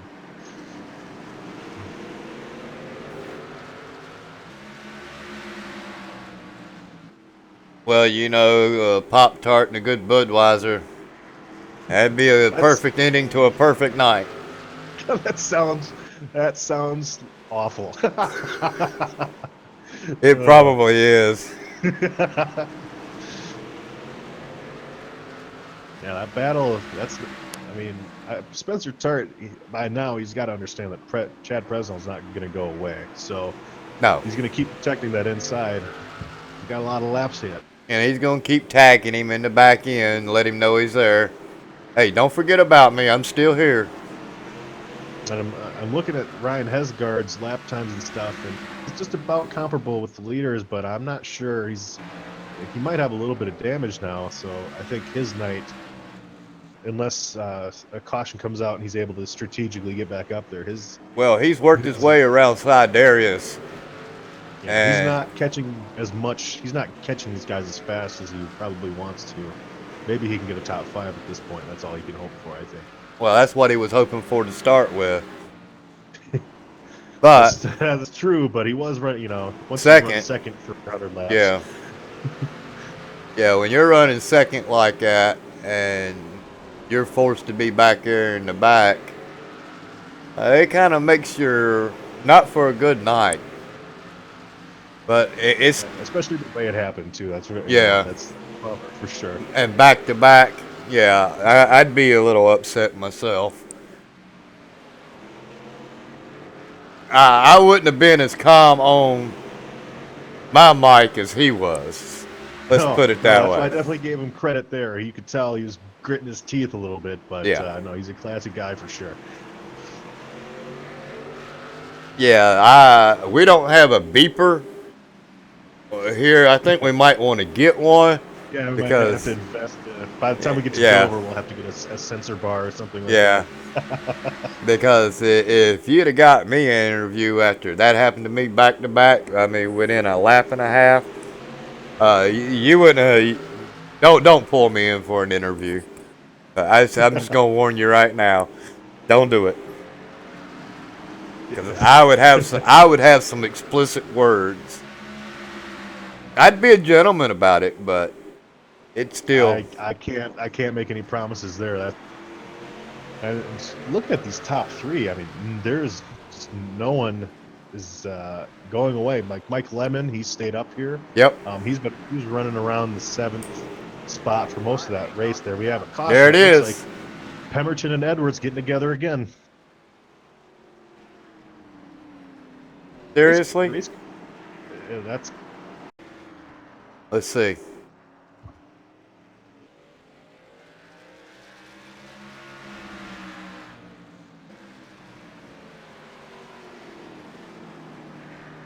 Yeah, he just drives right in and under him and turns him. Now that right there is what I would call a dive bomb for sure. Yeah, Pemberton, man, he's having a rough race this time. that was Edwards aggressive. those guys have been, they've been door to door for 172 laps back there. It's, Spencer Tart and Chad Presnall both came in for tires. The man that smarted up was Clay Phillips, and he stayed out. I don't blame Yeah. him. That was a good Yep. call. He stayed And out. so did Ryan and- Hesgard. No, Ryan Hesgard come into the pits. I don't know. Hesgard could really use that track position because he doesn't have the dominant speed that he did earlier. Oh, he's letting everybody go. I don't think I would have tried to fix any damage. But that puts him back into 10th place again.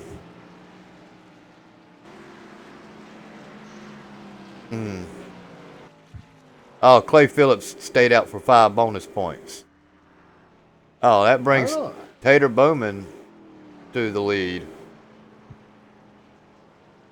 Why is it showing him as the leader? Oh, okay, I see. Yeah, he's pitting now. So it looks like it's gonna be Chad Presnall, Mike Lemon, Lorello behind him, and then David Right, Wright yeah. are a new addition to the top 5 there. And Hesgard, I'm depending on unless his car was driving horribly, staying out there maybe not. I mean, that wouldn't have been that bad, but he might really have some comfort issues in there. Right. Spencer Tart unfortunately lost a lot of positions. Well, 4 dogs is better than none.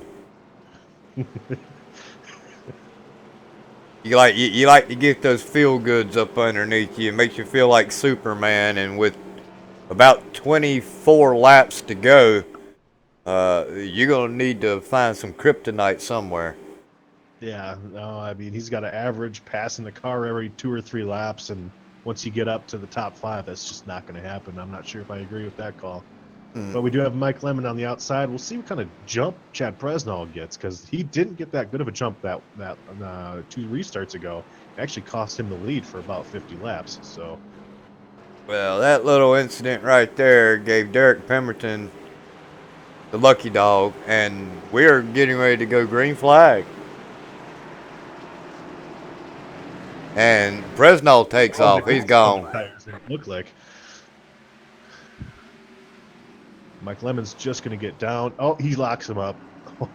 The 13 now is just moved into second place there. Yeah, they give Lorello the door. Yeah, the 38. It looks like I saw a little smoke coming out of those brakes. He locked him up. You see who I see? Ryan I do see Hesgard it. has moved his way up to the top pit. 5 there. Yeah. And Spencer Tart They're is beating and banging back there. This is where the patience might Go away. be gone now. I think there may not be any left.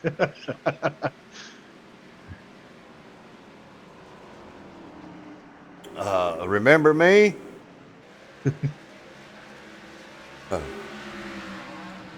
And he does it again. He gets up underneath right. Gets up, give him that little bumpy poo there. Actually going to open the door for Spencer Tart there on the 42 as well. He's going to lose 2 positions here. Yeah. Well, it wasn't a dive bomb, but see, when you come from the top of that track like that, and you try to apex that turn, you've always got to worry about that driver who doesn't do it, who takes the inside line and is going to run it all the way around the bottom. And when you come down, you're going to sandwich him. You're going to slam him into the wall, or you're just going to slam into him. That's not a good idea. You need to run the middle, the bottom. Protect that bottom the best you can, and protect the high side as well. Well, yeah, and that's what we saw earlier with Spencer Tart when he was in the lead. We saw him and Chad. He's definitely protecting that lead with that particular line that you're talking about. And now Spencer Tart, he's moved his way back in the top 5 after restarting. I think it was 8th. Presnall may end up winning this race. I mean, I think he played was. his cards right. Yeah, I think he was just sitting there riding. No, he played his cards right. He had good pit stops, and with 20 to go, he's pulled out a second from Lorello and Mike Lemon, and Hesgard. Even if he gets past those two, you got to think, is there enough time? And I'm just not sure. Well, I want to let you know, brother, it's been real fun calling this race with you here tonight. Yeah, it's been having an awesome race certainly helps, doesn't it? Oh, yeah, but I mean, we're not stumbling over each other or anything. So it's been a really good night, and you've been right there making the calls on the action. When I don't see it, you saw it, so. No, this is a smooth race, and it helps that there isn't 30 cars here to look at. It's good. I'll probably see you guys at Texas. Oh yeah. After this race, and again, I really think the big story coming out of this, besides Presnell's victory and maybe Hesgard's ability to fight back, is Zach Wetstein missing this race. That's gonna close the gap a lot. I don't know how many points behind Hesgard is, but I believe this race here, regardless, is going to move him up to the championship.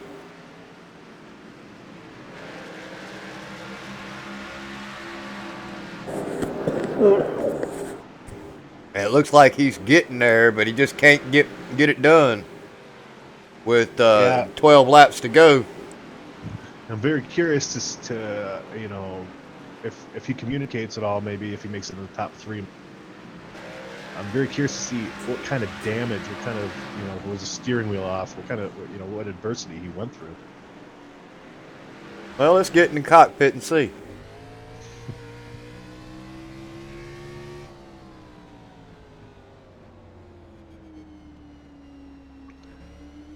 Oh, he puts a lot of turn in that wheel. Presnell is starting to catch a little bit of lap traffic here.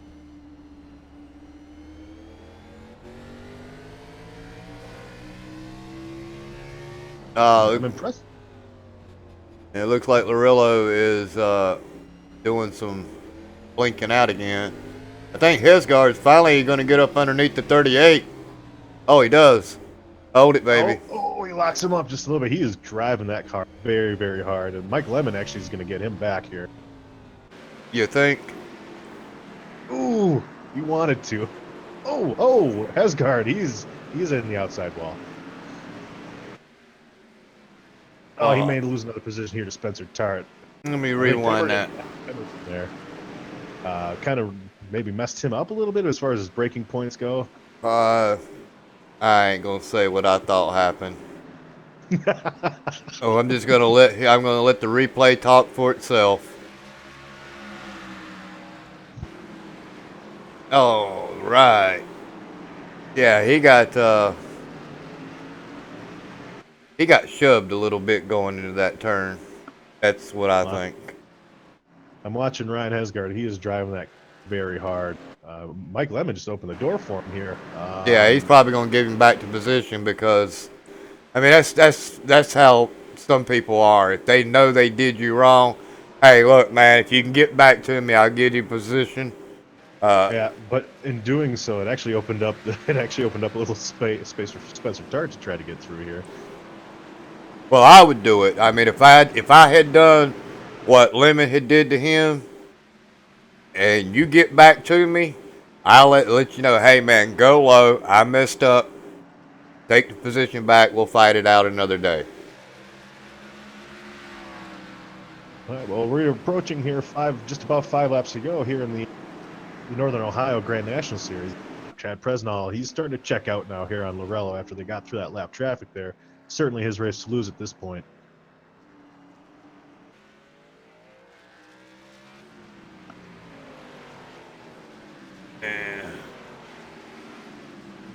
Well, now Hesgard has got a clean track.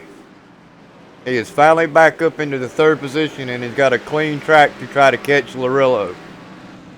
I don't believe he's going to get it done, but you never know. Yeah. All right. Yeah. Right now, the battle I'm watching with the top three being spread out. There's a battle for fourth and fifth. Between Spencer Tart there and Mike Lemon, and then Mark Vega and Clay Phillips are that's starting to heat up a little bit as well. Yeah. Presnell, he's been the class of the field for most of the race. Spencer Tart was able to lead some laps there. And I mean, even from practice, he had the fastest lap. He had the fastest lap in qualifying, and here he is, 2.5 second lead over James Lorello, who shout out to him for a second place finish potentially. That's outstanding for him. Yeah. I mean, it really was, considering he drove in the middle of the pack all day, all night long. And then you got to give your hats off to Spencer Tart as well. He got up there. He got to lead a lot of laps. They're just a little over halfway. So, I mean, it wasn't a Presnell show all the way, by the way. You know, they mixed it up. Even Clay Phillips, I believe, got him a lap lead. Yeah, under caution, yeah. Yeah, but Spencer Tart, he restarted at 8th. He's worked his way. He got a top 5. Mike Lemon, who was running 7th, 8th, 9th, he's able to get a top 5. And then Chad Presnell he was never outside of the second position. So what a race for him. Yeah, I believe, like I said, even when he was in that second position, I believe he was just sitting there riding.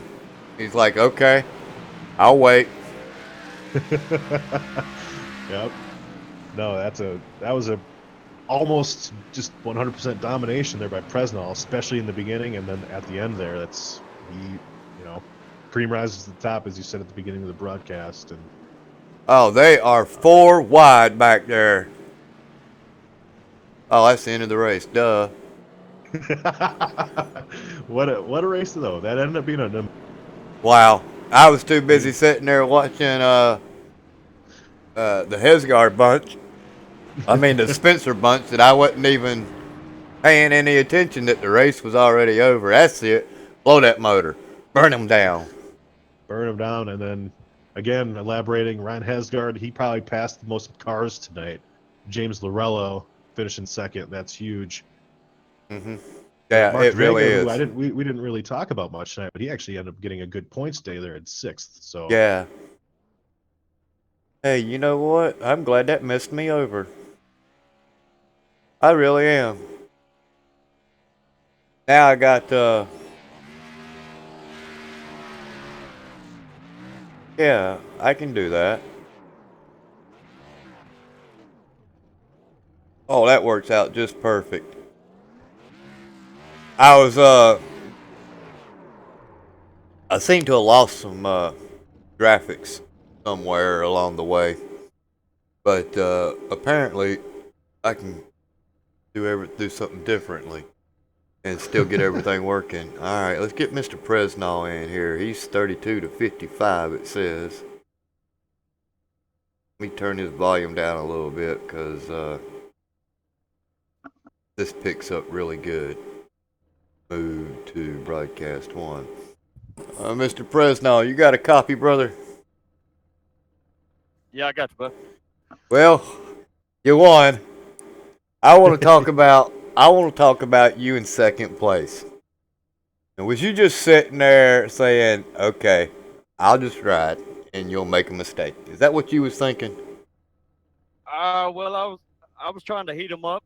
Got damaged probably around lap 150, maybe a little earlier than that, with that little tangle, and I had no drive off the corner, so I knew my best bet was try to run them hard and make them use the stuff up. And but Spencer had plenty of speed, and I was giving it all I had. Well, I mean, you led definitely most of the laps here tonight, so you got the most laps led. Are you running this for championships? Is that right? Or, No, sir, just out here having fun. oh, okay. Well, you had some fun, and you showed them how to get around this track, brother. It was really a privilege and a pleasure of watching you get around this track. There was a couple of times when I thought your patience should have wore out. I'm not going to say between which drivers. You know who they were. Well, I was trying to keep the nose clean and keep as much speed in the car as I could. So sometimes patience is a virtue. Yeah, well, it's always been one for somebody other than myself because I don't have any.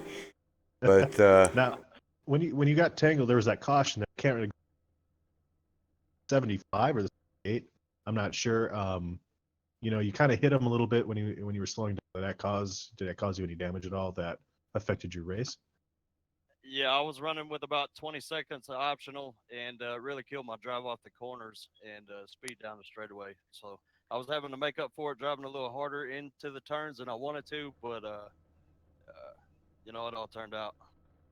well, was you worried about his guard at all? Yeah, I kept an eye in my rear view. He was there and stayed pretty consistent once we got going. So I was certainly watching him, and I would have enjoyed to get him up there and battle for it. It's unfortunate he got wrecked out. Yeah, I know. Well, you got anybody you want to give a quick shout out to, Mr. Presnall? Yeah, let me give a shout out to the Northeast Ohio Ghostbusters series. Yep. Anyone? And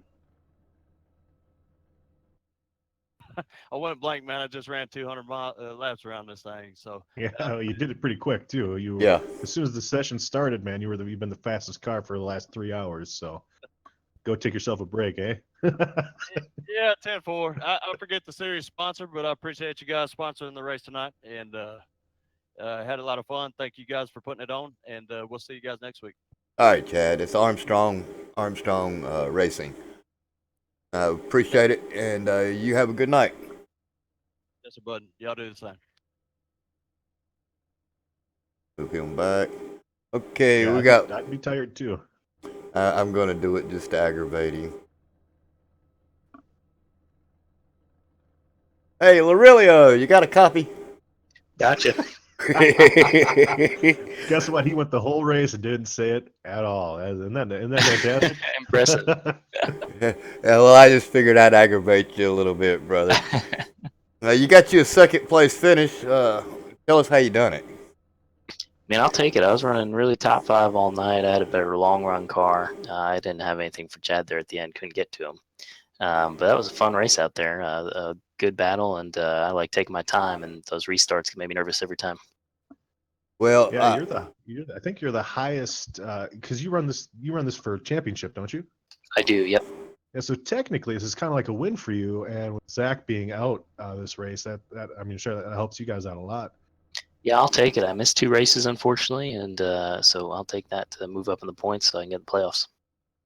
well, you're gonna get there, I believe, because Wetstein did not make this race, and didn't he? Let's see. Last race he ran, he finished second. So that was the first. That was at Auto Club. Well, and you got to finish ahead of Ryan Hesgard. So with that being said, I mean you're gonna gain some points on both of those drivers.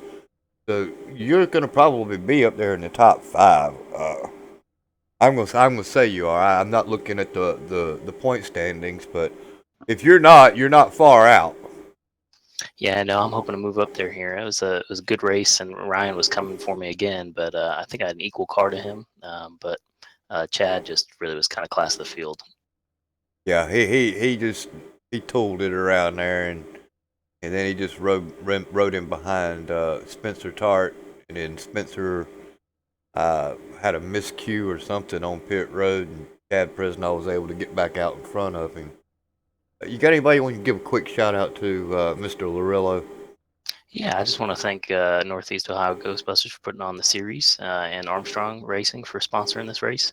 And you guys for putting it on up in the booth. DRL's been a great league, and I'm glad that we had a great race here at Martinsville. It was fun. Yeah, it was fun watching everybody out there.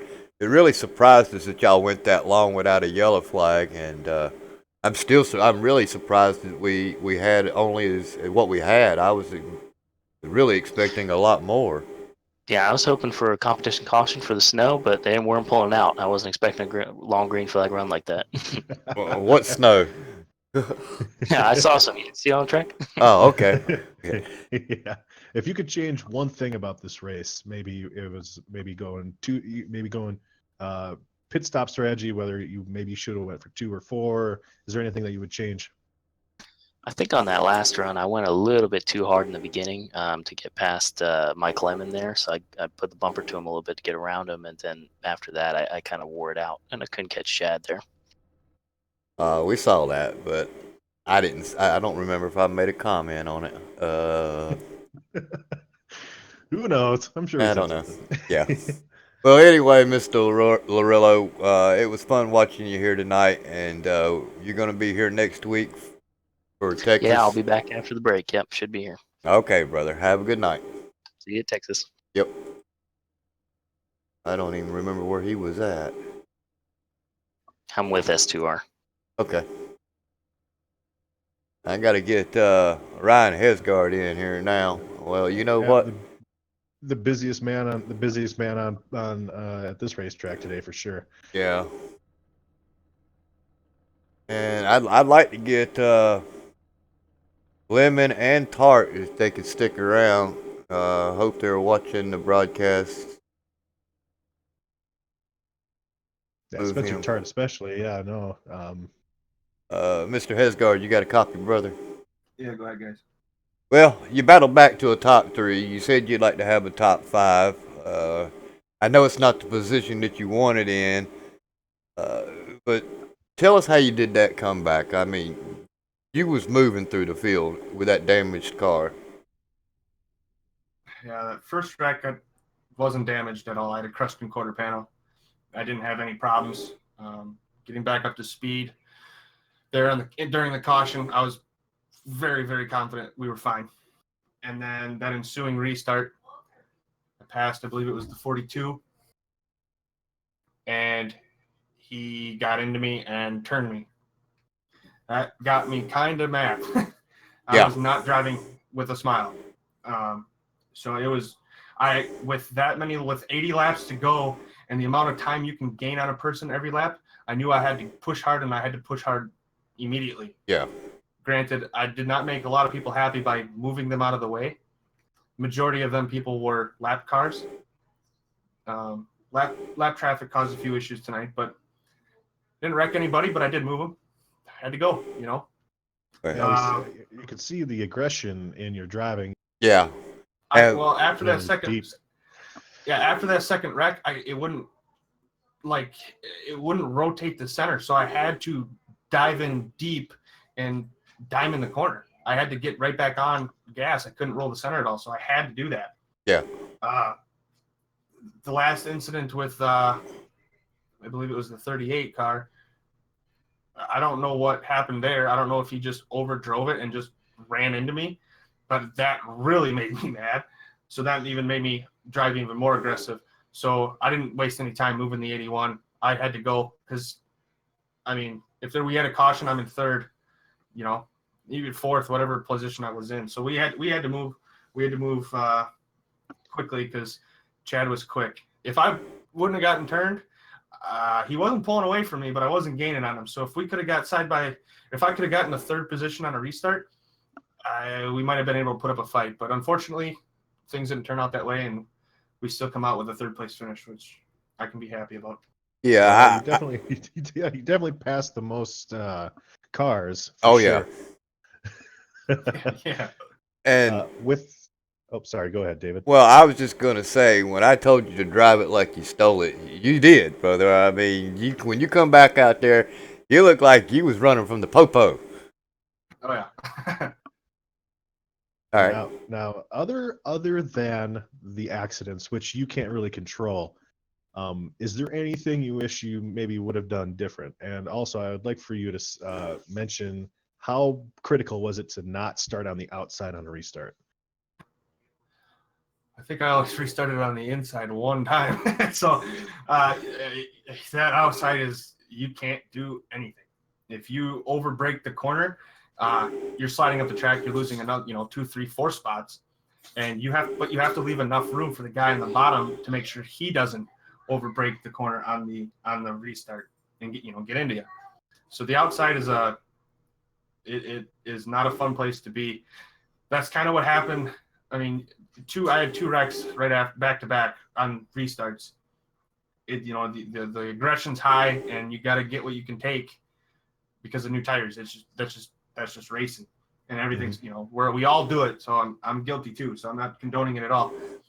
But when I don't even know how to explain it. Is if a guy gets around you, no reason to gas up and try to get right back around him because he's probably just going to pass you again anyway. Yeah. There was a select. I want to say there was only 5 or 6 guys that were in a completely different class, and then they had Chad in his own class tonight. So, I would like to see a little bit higher, maybe more awareness around that. If you're not as fast, it's okay. It's not the end of the world. You can get a good points day and still finish great. Well, Spencer Tart gave him a run for his money. Spencer got the good track position. Passing was hard, and Chad's not one to move guys. So I think Chad, if it would have went green the whole way, I don't think Chad would have. I think Chad would have used the bumper, but people don't want to get off that bottom line. There's nothing you can do. You can't pass them on the high side, so you have to either ask them politely, which we all know how that goes, or you have to use your horn. So. Yeah, that won't be an issue next week, or not next week, but in 2 weeks at Texas. What do you know about Texas? I know it's a hit or miss track. I know it can be a lot like Atlanta. It can be loose, or it can be like Las Vegas where it's tight. It depends on weather. So we're gonna get the guys together and we're gonna practice both weather conditions, and we're gonna put some laps in. So. I mean, I feel bad for Zach tonight not making the show. I don't feel bad about taking the points lead. So we're gonna prepare, and we're gonna make it tough on him to get it back. That's for sure. No, that was huge. You definitely took advantage of that for sure. You got anybody want to give a quick shout out to? Yeah, as I do in every interview, I start off with my teammates. S2R Racing is we've improved each other. We're all good friends. We all know each other personally. So racing with your friends is what makes this whole thing go around. And if we wouldn't have them, I don't even know if I'd be racing. So a huge thank you to S2R and the practice time and the commitment that they do put in. I got to thank James and Tater and the whole DRL organization for all they do. I got to thank you for the broadcast, guys. I got to thank Northeast Ohio Ghostbusters. The things they do are incredible. If you do not know what they do, I'm not going to get into it here because it is a racing channel, but please look them up online. Donate to their cause. It's a fantastic thing. Yep. And I got to thank Armageddon Racing for the sponsorship tonight. All righty, brother. Well, good luck at Texas, and you have a good night. Thanks, guys. I appreciate it. Well, it's I don't even know where I'm at. Yeah, definitely. He moved shout himself. out to Armstrong Racing. Yeah. His sponsorship, and then obviously Northeast Ghostbusters as well for this series sponsorship. I don't believe Mike Lemon stayed around. I was kind of hoping he heard the broadcast and wanted to stick around. But Spencer Tart is here, so we're going to grab him real quick. See if we can't get him a quick interview. Mr. Tart, you got a copy, brother?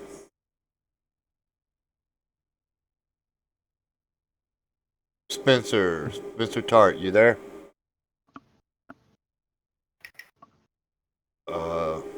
It's possible he might be away from the mic. It's been a few minutes, I suppose. What's up, guys? There he is. There he is.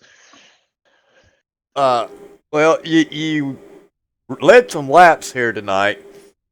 You made Chad work for it. You lost it on the pit road. I want to know how you come from the middle of the pack to leading. Yeah, I think I started fourth or something like that. We worked our way up through the field. We were fast on the short run, and it took me a while to figure out what the car was going to do on the long runs. I was locking the brakes a lot, but I ended up figuring it out. And once I did get to the lead, I felt like I was going to be able to hold him off. But Unfortunately, I sped in the pits. I think I went maybe 1 mile an hour over. I never even saw red lights on the dash. So it is what it is. But it was a fun night. Well, like you said, you got up there in the front. Did you lose that on pit road as a mistake on pit road, or did he just flat out beat you? No, I think I lost that on pit road. He was definitely going to have to move. He was going to have to move me to win that race. I wasn't going to let him have it easy, and he was. I could tell he was very working real hard to try to pass me, but he was definitely burning his stuff up when he was doing that. I was kind of trying to ride the bottom and save what I had. Well, he gave you the chrome horn a couple times, I believe. Yeah, he got into me a little bit every once in a while. I got to thank Eric Weatherholtz. He was spotted me the entire race. I can't thank him enough. He told me when the run was coming, and I knew when he was going to hit me. Big 10-4 there. You got anybody you want to give a quick shout out to? Oh yeah, definitely. I got to thank Eric Weatherholtz and SC Racing. I got to thank the DRL guys, everybody that puts this on, you for putting these broadcasts on. They're amazing. I want to thank the Ghostbusters and everybody else. I want to thank Armstrong Racing for sponsoring this event tonight. Shout out to you watching, Grandpa. Thank you for everything, guys. I really appreciate it. Yeah, way to go, Peepaw. We'd like to have you out there watching us do this broadcast. Glad to get your grandson on camera here tonight. Well, Spencer, I'm going to let you go, and I'm going to jump back up to the fourth position to Mike Lemon, as he did pop in here for us. So, you need to. All right. You want me to put you down, or you want to go down yourself? I'll go down. Thank you. Thanks again, man. All right. Yeah, see you at Texas, Spencer. Yes, sir. Mr. Lemon, you there? Mike Lemon? Hey, There you hey are. guys. Hey, how are you? Hey, Well, what's going on, Mike? you finished in fourth, brother. Tell us about that battle between you and Ryan Hesgard. That's what I want to know. I knew you guys would ask about that. Well, we don't miss much. Well, it was a good night for me. I was lapped down at one point, and of course Ryan was super fast. He was probably the fastest guy in the field by far. I think he would have had Chad, but he was driving aggressive, and I knew he was driving with anger. He got into me once, and then with 10 to go or so, he got into me again. And I meant to rattle his cage, I admit it, but I did dump it in a little hard and really made him mad. So I gave him the spot back. And yeah, I said that. I said that in the broadcast that I figured that once you shoved him up the track like that and he got back to you, I seen you go high. I said, well, he's probably told him over to Mike to take the position back, because that's how we are in this league. We don't want to win like that. Yeah, and besides that one predicament, I mean, I know at the beginning of the race you were kind of running a little bit outside the top five, but all of a sudden, after that first caution, I believe, it was Spencer, Chad, and then you. You ran third for quite a while, and it's not like you were off their bumper. I mean, you were right up there in the mix. Do you have any comment about that? I feel I was probably a third place. Like Chad and Ryan were like way faster, but I think if I had track position, I probably could have been up there. I just really was kind of wanting to survive, get through it. I'm not with a team or anything, so I just mind my P's and Q's. But it seems like at the end of these things, I'm usually top five and either get into an incident or just kind of lost my temper at the end there and just wanted to rattle his cage. Well, if you want a team, I believe Brian Hesgard might accept. That's perfect. Yeah, perfect. You got Zillow? Perfect. I'm not really sure about that now. At the beginning of the race, you were racing. Seventh year, there was Cy Jackson, David Wright, Bryson Hunt. Kind of you guys for that first long green flag stint, the four of you were right, like nose to tail, almost the entire time. What do you think about that racing there versus maybe in weeks previous? I thought it was good. The restarts are really nerve wracking because you don't know if somebody's going to try to dump it in. I usually try to break early and get them on the way out, but usually people try to dump you in, and on the restarts it's just sketchy.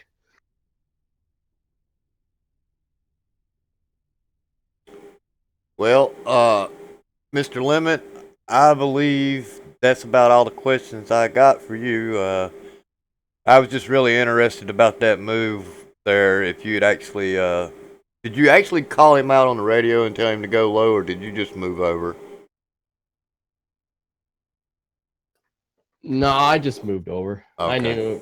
I knew it was a bit much. Yeah. Oh, that was a good show you guys. Yeah, put on. it was, and it was a gentleman thing to do. Like I said, I'd have done the same thing if I'd have.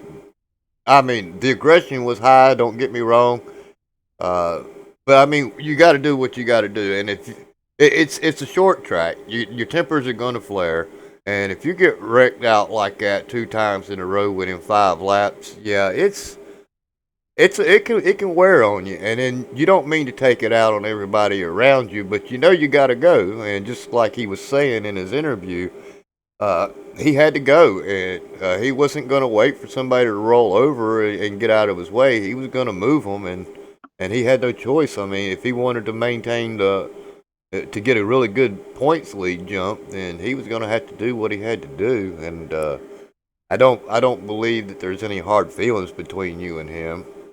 At least not on his side, anyway. He was more upset with someone else, and I'm not going to mention that. He didn't mention it, but we all know about who it was. So anybody that watched this race knows about who it was.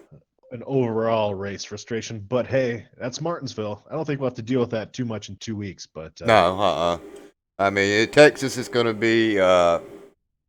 Well, just like you said, it's either going to be a loosey-goosey or it's going to be a tight plow. You got to work on the setup there. And like I said, I've been so busy this week, and my wife's got a biopsy she's got to go do in the morning. So I unfortunately will be spending all day long tomorrow getting my first practice laps in here at Martinsville. So I'm still being held to it, though. If I finish in the top 10, I'll get James to add me in onto the truck series, and I will run the trucks, just like I said I would. But Mike, I don't believe I'm going to. Go ahead. Don't think so? No. Mike, do you have any shout-outs? Just like to thank you guys and the Northeast Ohio Ghostbusters and everybody else in the league. All right. Well, Mr. Lemon, you have a great night, and we will see you at Texas. Yeah, thanks, guys. Okay, now let's see here. Let's see. Our next race is going to be the Northeast Ohio Grand National Series at Ghostbusters. It's going to be Texas 201. It's going to be for 134 laps. I am going to be your broadcaster, and we will start the show around 9 o'clock. Chris James will be substituted by Getty Butner. He will be our full-time co-broadcaster here with the DRL TV, I believe, if we can get him to come back for every race. Yeah, if you want me back. Oh, I want you back, brother. That's for sure. And our next broadcast is actually going to be here at Martinsville tomorrow night. Armstrong Racing again is going to be sponsoring that as well. That will be with Ryan Branch. I'm really not sure who he's going to get to come in the booth with him. I do believe he's got another broadcaster that will help him out for that. But we will be running 250 laps for 131 miles. So it's going to be a long night there, and we're going to probably have, I would say, somewhere around 25 to 30 cars at Martinsville because we got at least 25 drivers I know of that are running for points in the Cup Series. So it's probably going to be a mess here tomorrow night. I would like to see us continue our green flag runs and green flag pit stops. That would be really interesting here for the Cup Series tomorrow night. But if you're looking for a Havoline Texaco 96 vehicle on the track, it's probably going to be the one missing the front bumper and the rear bumper. I got that feeling. I won't even. I don't even think I'm going to participate in that race. I already know my skill level, and it's definitely not on par with several of those guys. Really. Yeah, well, the thing about it is I love Martinsville. I really do. But it's just, I don't know. I want to run the race. I can't afford the points loss for sure. So I'm only currently 16th. I would love to be in the top 10 at the end of this series. If I can make it into the top 10 in the Cup Series, it would be great. But with that said, it is what it is. What From else? a driving perspective, I'm looking forward to the branch that Eric Weatherholtz helped set up with it, which is the IndyCar. Is he series coming up? Is he doing that with who? Who is he doing that with? Well, I mean, I know it'll be part of the DRL family. Not exactly, we're still figuring out the logistics of it, but I'm excited for that stuff as well. And then I'm also excited to continue to keep broadcasting the Grand National Series here. This is great. Dang, if I'd have known it was him that was doing that, I'd have pulled him in for an interview while he was here, and we could have talked about that for a little bit. Well, I can advocate for the IndyCar League. This week is a practice race. I know next week we start full time at Homestead. I know he's still recruiting, so if anyone is interested, obviously just go to the DRL page and submit an application for it. Yeah, just get in touch with James Pando. I don't know if he's got a link or anything there for the IndyCar or our Dirt Series, but just mention it. In either one, send him an email. His email address there is at the bottom at DRL DynastyRacingLeague.com website. Just send him an email and let him know that you're interested in running the IndyCars or our Dirt Series. I don't know if we're going to get them broadcast, ladies and gentlemen, but we're definitely going to be running them. We're going to give them a tryout and see if we can't make them a full-time thing here at Dynasty Racing League. So, I mean, we're growing. We're growing big. We started with I believe just two races, and now we're doing 3, 4, 5 races now. We're broadcasting our own stuff, so we're coming up, ladies and gentlemen, and we're trying to be the premier league of here of iRacing. And it's very exciting to be a part of it too, because I'm actually a newcomer. I rolled in on the Winter Series around December, so it's been fun. Yeah, it's fun league to be in. It really is, and the James Pandolf and Tater Bowman are not the only administrators in this league. If any of the drivers feel that they need to address something, if they can't get in touch with them, everybody who's an administrator is listed in red inside of our Discord channel, so you can bring your thoughts or concerns to anyone at all for Dynasty Racing League, and we will discuss it after every race. We do race control and we discuss any issues that goes on. But let's run down through the unofficial results. We got Chad Presnall. He led for 154 laps out of 200 here tonight. James Larillo was second. Ryan Hesgard was third. Mike Lemon was fourth. Spencer Tart was fifth. Mark Vega pulled out a top 6. Can you believe that? I believe he started all the way in the back. Clay Phillips was seventh. Bryson Hunt, who kept his car clean most of the night until that one little incident, finishes in 8th. David Wright's ninth, and Tater Bowman is the first car a lap down. In our 10th position, Derek Pemberton comes in 11th position, 2 laps down. Cy Jackson, 4 laps down in 12th. William Edwards, 21 laps down. James Pandolf parked his car pretty early in 14th. Taylor Butcher Benjamin had some network issues. Yeah, And shame there. yeah, and Eric Weatherholtz, if I'm not mistaken, he was a spotter and did He was not. spotting Mr. Tart, I believe. Yeah, and Zach Wetstein, for some reason he got in the server but unable was to run the race. I'm really not sure why. We'll probably have to follow up with him our next race as it comes through. That'll be in 2 weeks too. Yeah, I'm very excited. We've done the short track thing now, and then again we're gonna go back to this 1.5 mile, 2 mile, that speedway ish, and then we'll kind of see probably the typical guys,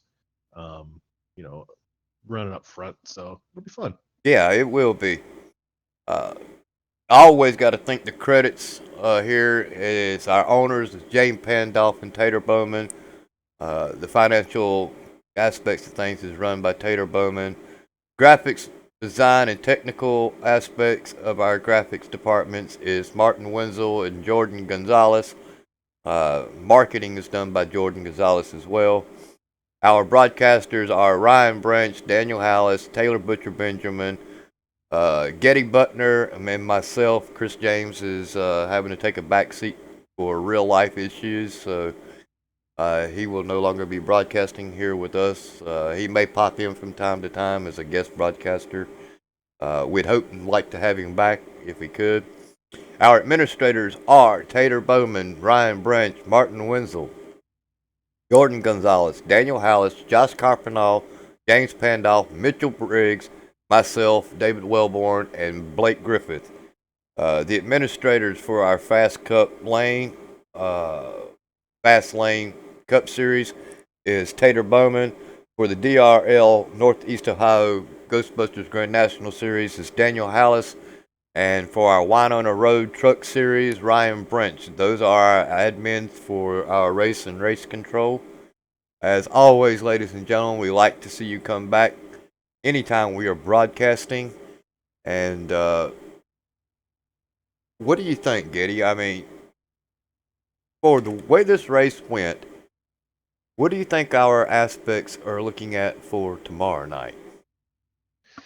Well, obviously this series is, complete with, decent drivers. When you go to the Cup, you're going to have Eric Wolf, Anthony Burrows. I remember Anthony Burrows actually said that Eric Wolf is extremely fast tomorrow. Looking forward to, that mid-pack battle, that kind of like what we had in this race today. It's typical where the front few guys kind of go single file, but then behind them it's just a mess. It's just a cluster. There's going to be a lot of laps. A lot of rubbers can be put down with more cars.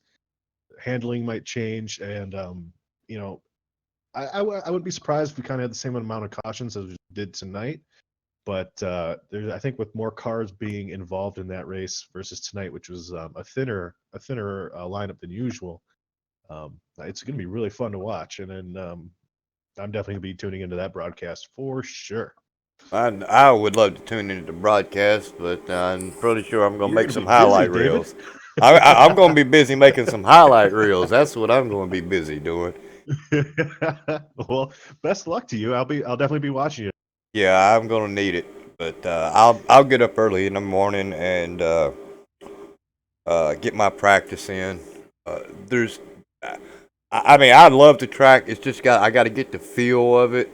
So what I'm going to do tomorrow is I'm going to run up the temperature just as slick as I can get it, and that's how I practice for all my races. I run the track temperature up just as high as I can get it and make it greasy out there. So if I can handle the car when it's slick, you give me some grip, and I can go places after that.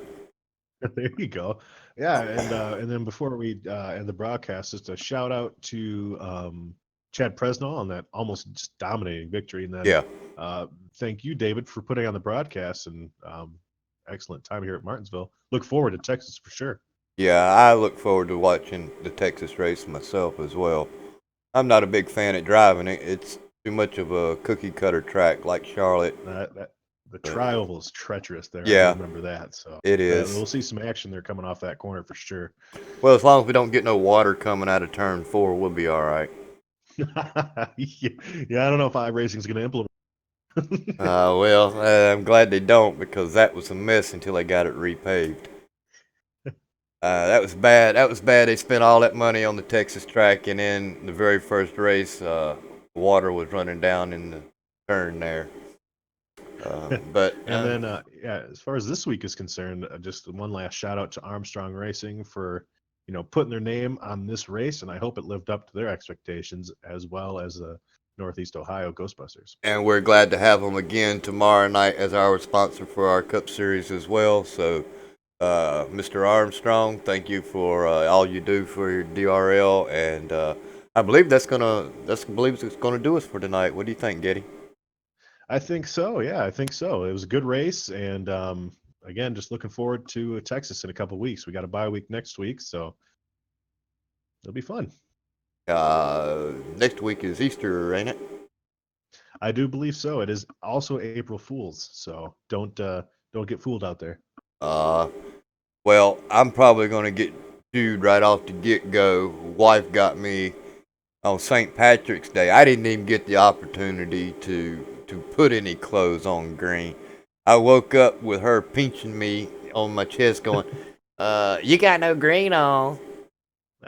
She's smart. Oh, yeah. Yeah. When you least expect it. Oh, she gets me whether I expect it or not. But I love her to death. Anyway, ladies and gentlemen, come back here. Let me do that one more time just to make sure. Our next broadcast is tomorrow night, Tuesday.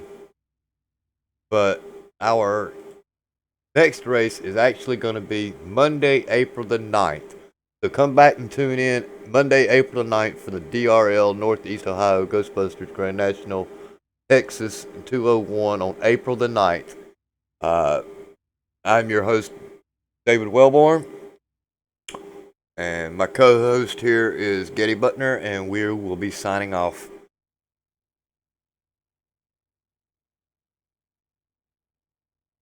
Three.